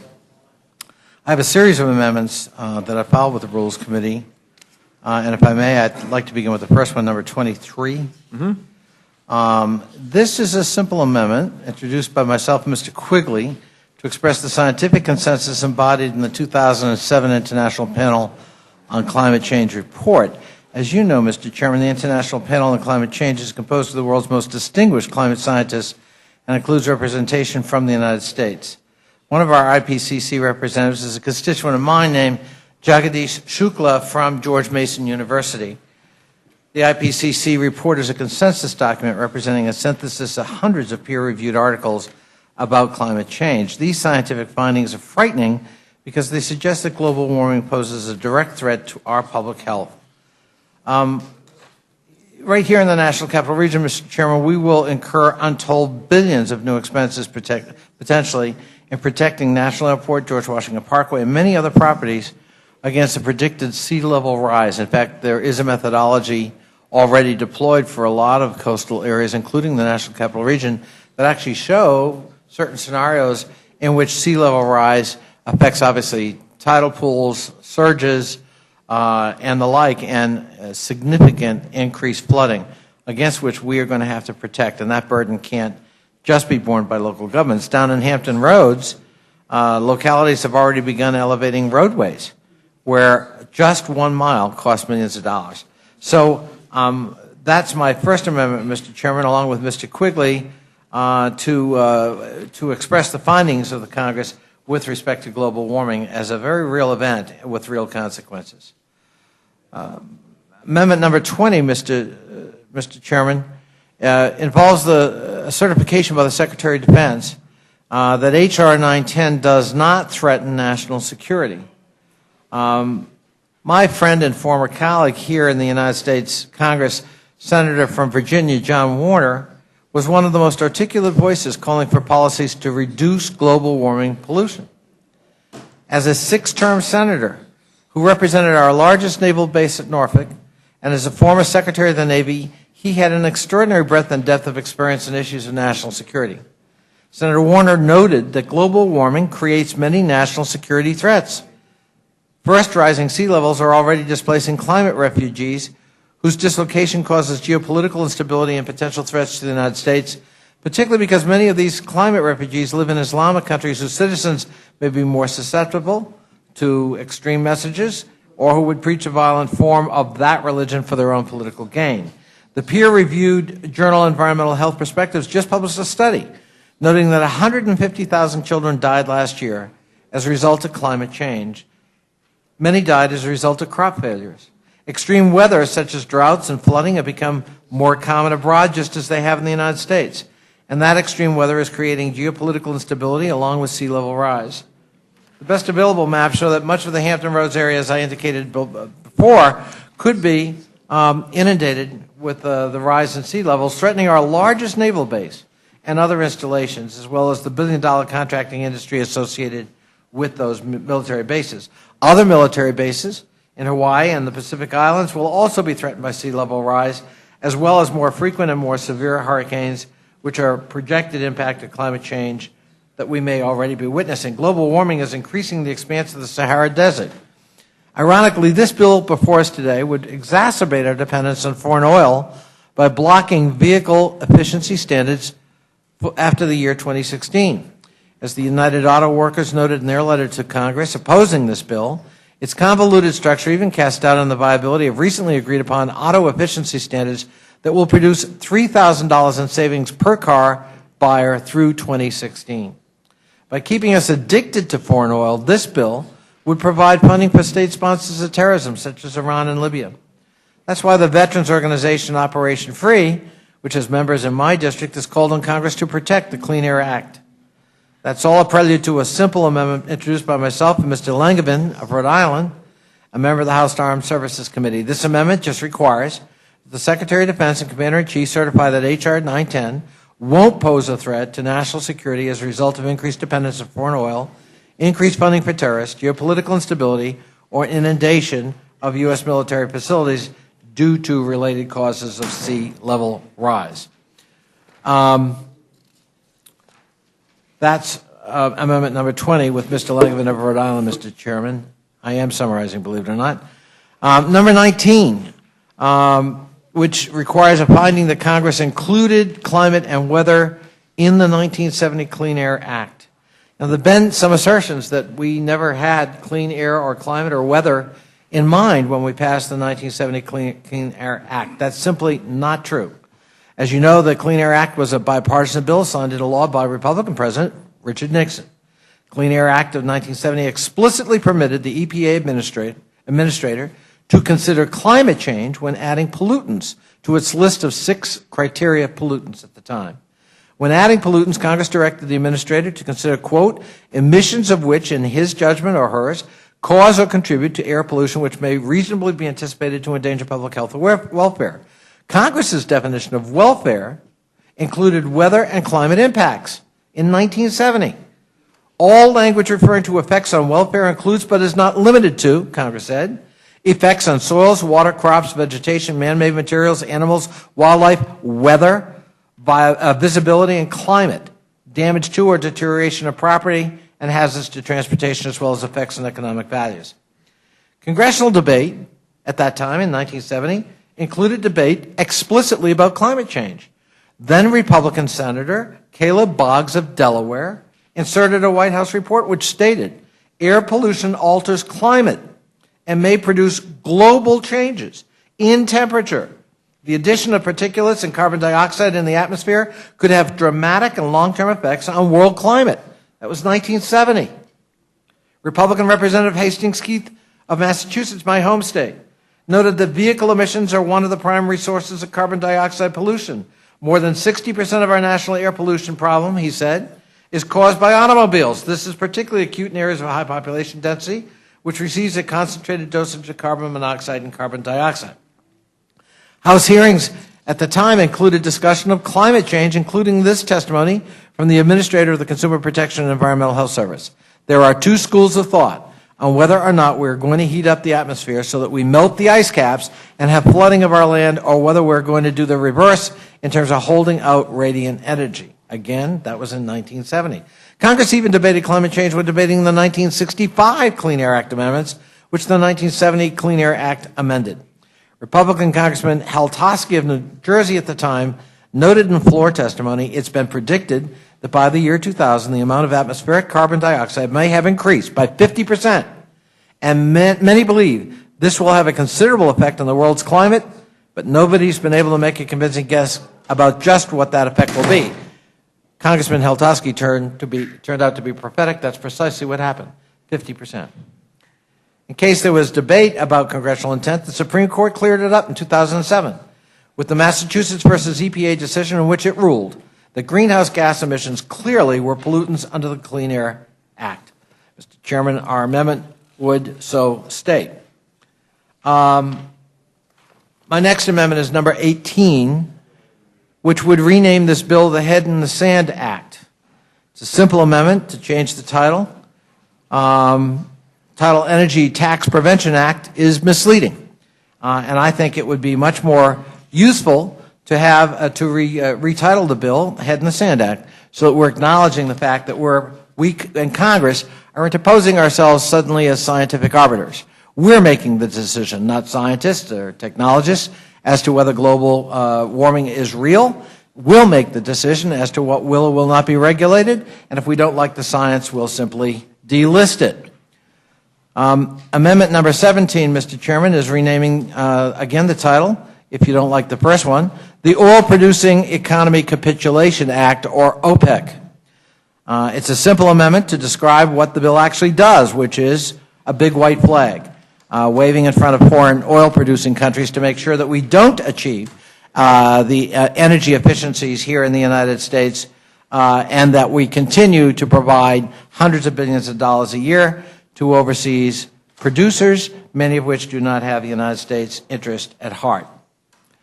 Amendment number 16, if you don't like those first two, would retitle the bill the Koch Brothers Appreciation Act of 2011.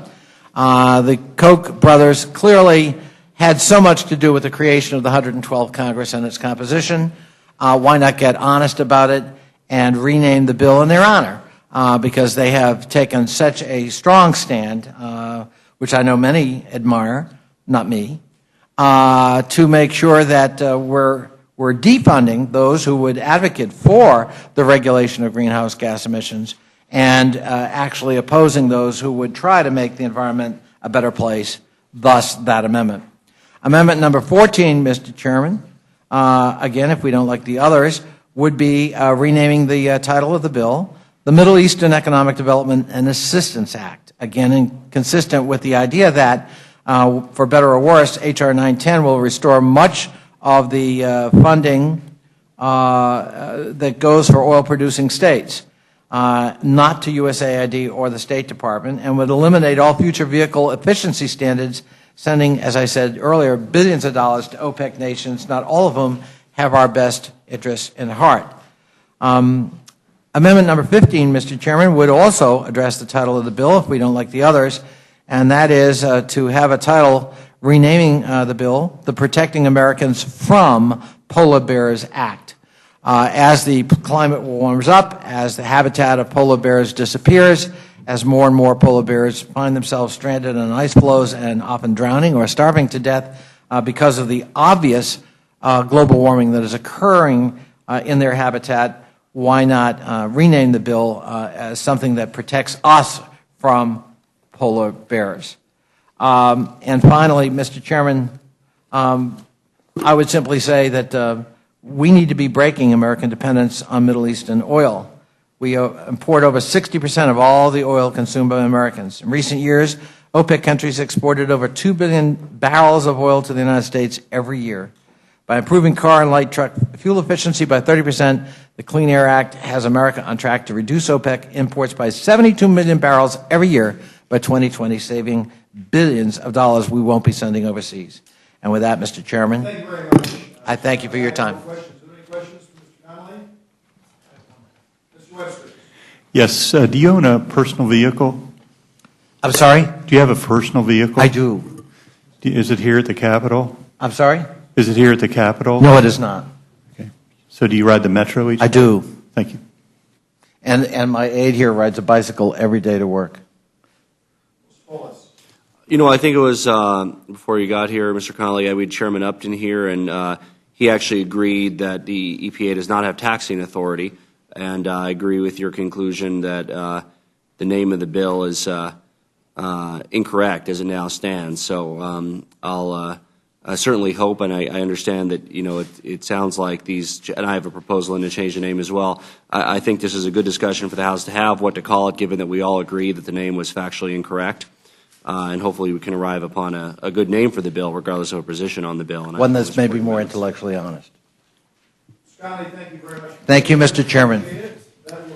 Thank the members of the committee. For consideration of H.R. 910, and we will distribute the rule now, and look for our colleague from Grandfather Community for a motion.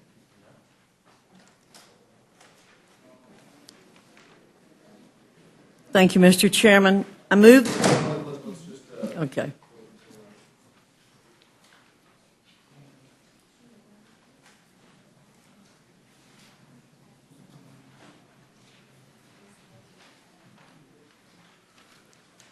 Gentlewoman from Grandfather Community, please proceed. Thank you, Mr. Chairman. I move the committee report a structured rule for consideration of H.R. 910, the Energy Tax Prevention Act of 2011. The rule provides 1 hour of general debate equally divided, controlled by the chair and ranking minority member of the Committee on Energy and Commerce. The rule waives all points of order against consideration of the bill. The rule provides that the amendment in the nature of a substitute recommended by the Committee on Energy and Commerce, now printed in the bill, shall be considered as an original bill for the purpose of amendment and shall be considered as read. The rule waives all points of order against the committee amendment in the nature of a substitute. The rule further makes an order only those amendments printed in the report accompanying the resolution. The rule provides that each such amendment may be offered only in the order printed in the report, may be offered only by a member designated in the report, shall be considered as read, shall be debatable for the time specified in the report, equally divided and controlled by the proponent and an opponent, shall not be subject to amendment, and shall not be subject to a demand for division of the question in the House or in the Committee of the Whole. All points of order against the amendments printed in the report are waived. Finally, the rule provides one motion to recommit with or without instructions. You've heard the motion of the gentlewoman from Grandfather Community. Let me say that, as I said at the outset, we wanted to make sure that we have a free-flowing debate and allow the ideas that have been proposed to be considered. All of the amendments that we have made in order in this rule are offered by Democrats. A number of amendments were not made in order. They were either non-germane, covered the same topics, or just changed the short title. A number were withdrawn. Mr. Doyle, who testified before us, had a substitute that he had offered, and we were in the process of making that in order. He withdrew the substitute amendment, and he had a similar amendment, and so we have, in lieu of his substitute, chosen to make Mr. Doyle's amendment in order. So we will, under this rule that we have, allow it to be considered. And as I said, I guess a total of 5 of the amendments that were submitted to us had been withdrawn. Are there any amendments to the rule? Yes. Mr. McGovern. Yeah, Mr. Chairman, obviously a lot of amendments were ordered. Were offered. I think only 2 or 3 Republican amendments were offered. But there's clearly a lot of interest in this bill. And again, in the interest of openness, I have an amendment to the rule. I move the committee grant H.R. 910 in open rule. You've heard the motion of the gentleman. gentleman. And if I could just say, Mr. Chairman, I mean, we did very little today on the floor because I guess we're buying time. So why not buy more time by allowing there to be a real free-flowing debate, and urge a yes vote on my amendment. The vote occurs on the McGovern amendment. Those in favor will say aye. Those Aye. opposed, no. Opinion of the chair, the noes have it. The noes have it. Clerk will call the roll.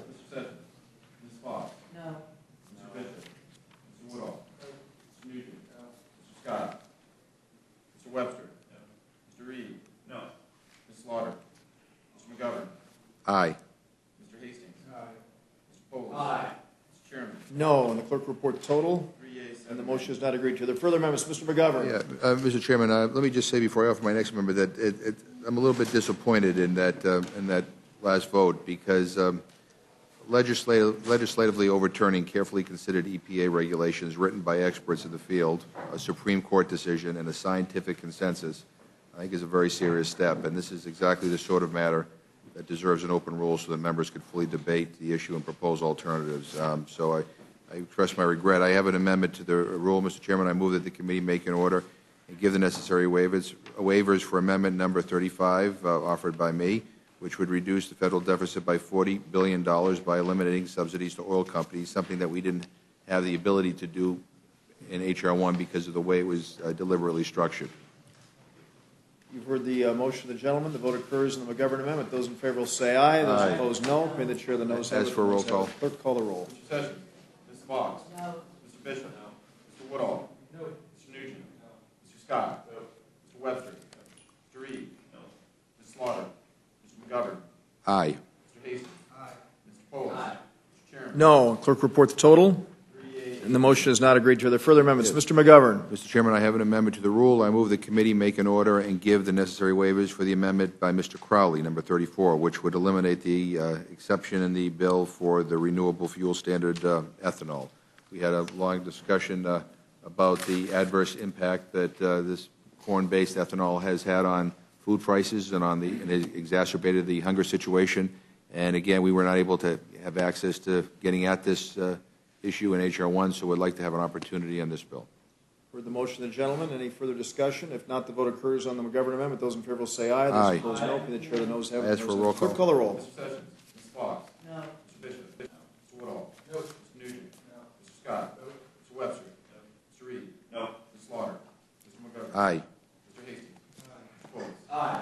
No. And the clerk will report the total. And the motion is not agreed to. Are there further amendments? Mr. Hastings. Thank you very much, Mr. Chairman. Mr. Chairman, Representative Cleaver's amendment number 29, there's a slight revision to it, and it hasn't arrived. With your permission, I'd like to go on. I don't think it changes the outcome at all, but it's on its way. Well, yeah.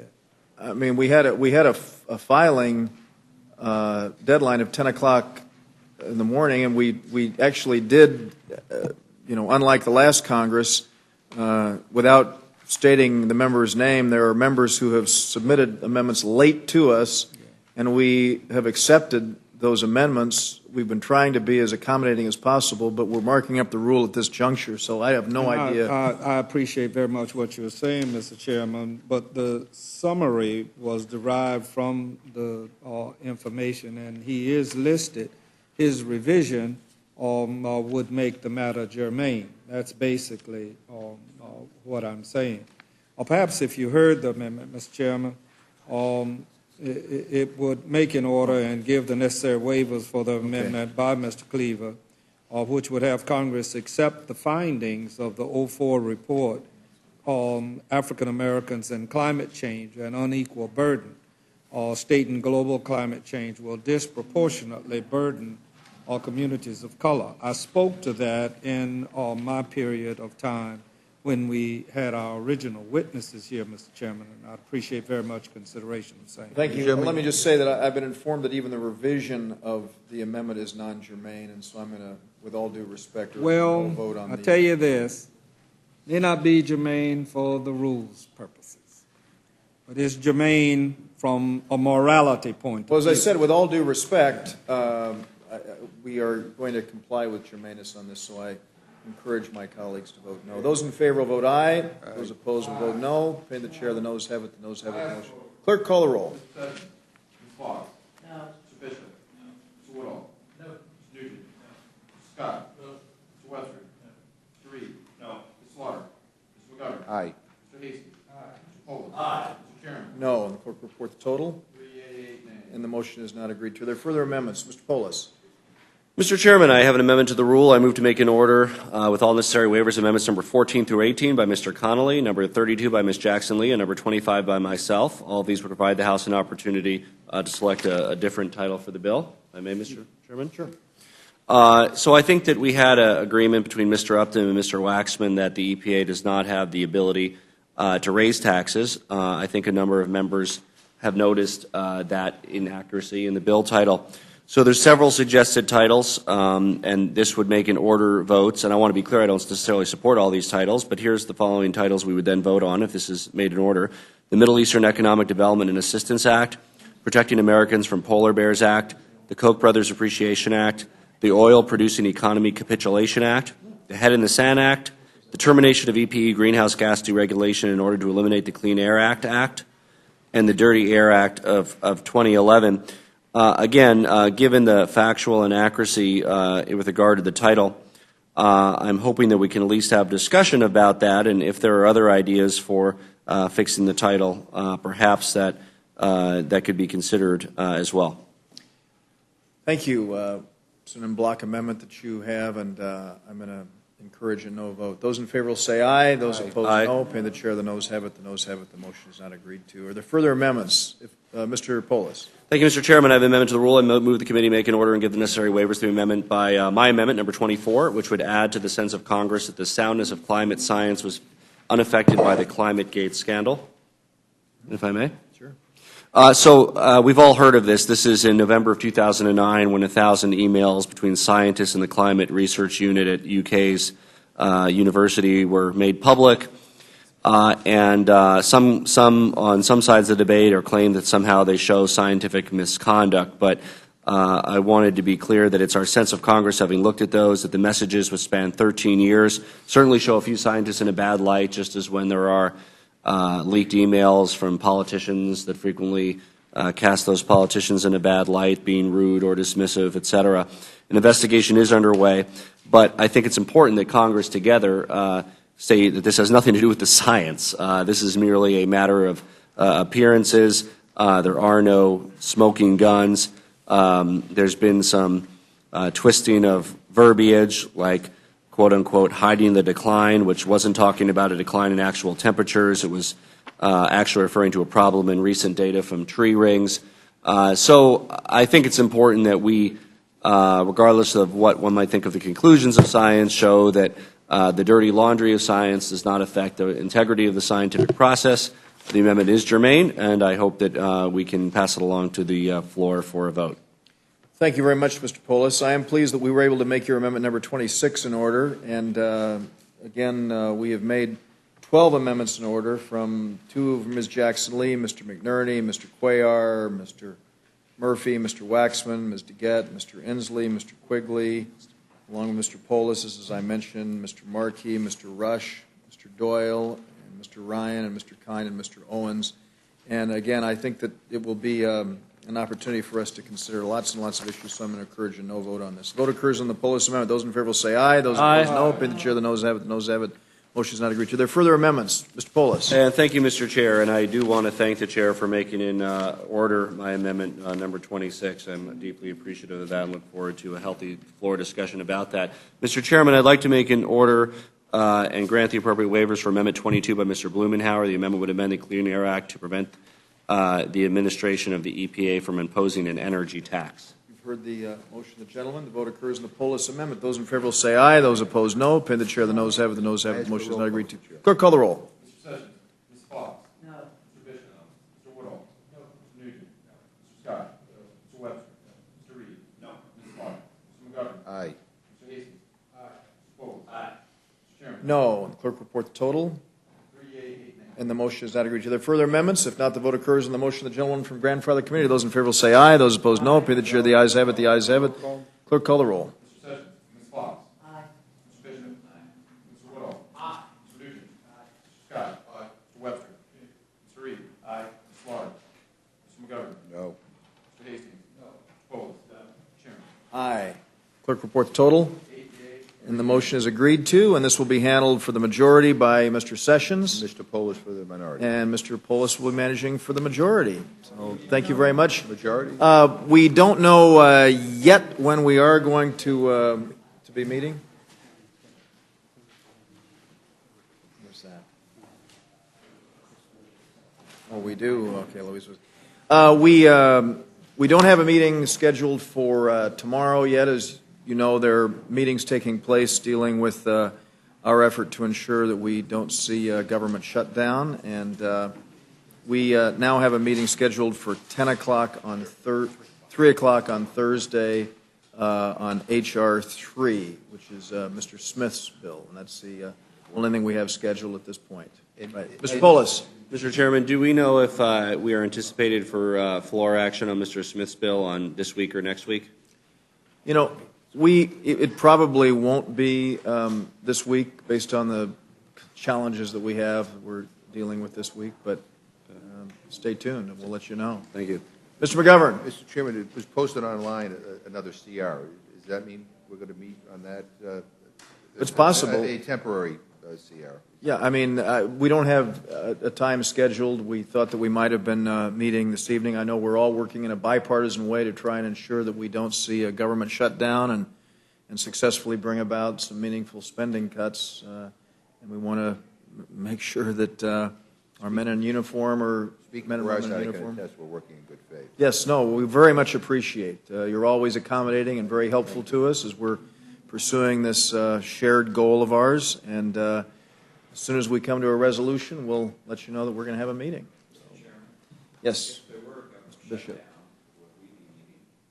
The answer to that question is yes, we will be meeting. So it does not affect the gentleman. No. Yep. I consider you to be very essential, almost as essential as Ms. Fox. Without objection, the committee stands adjourned.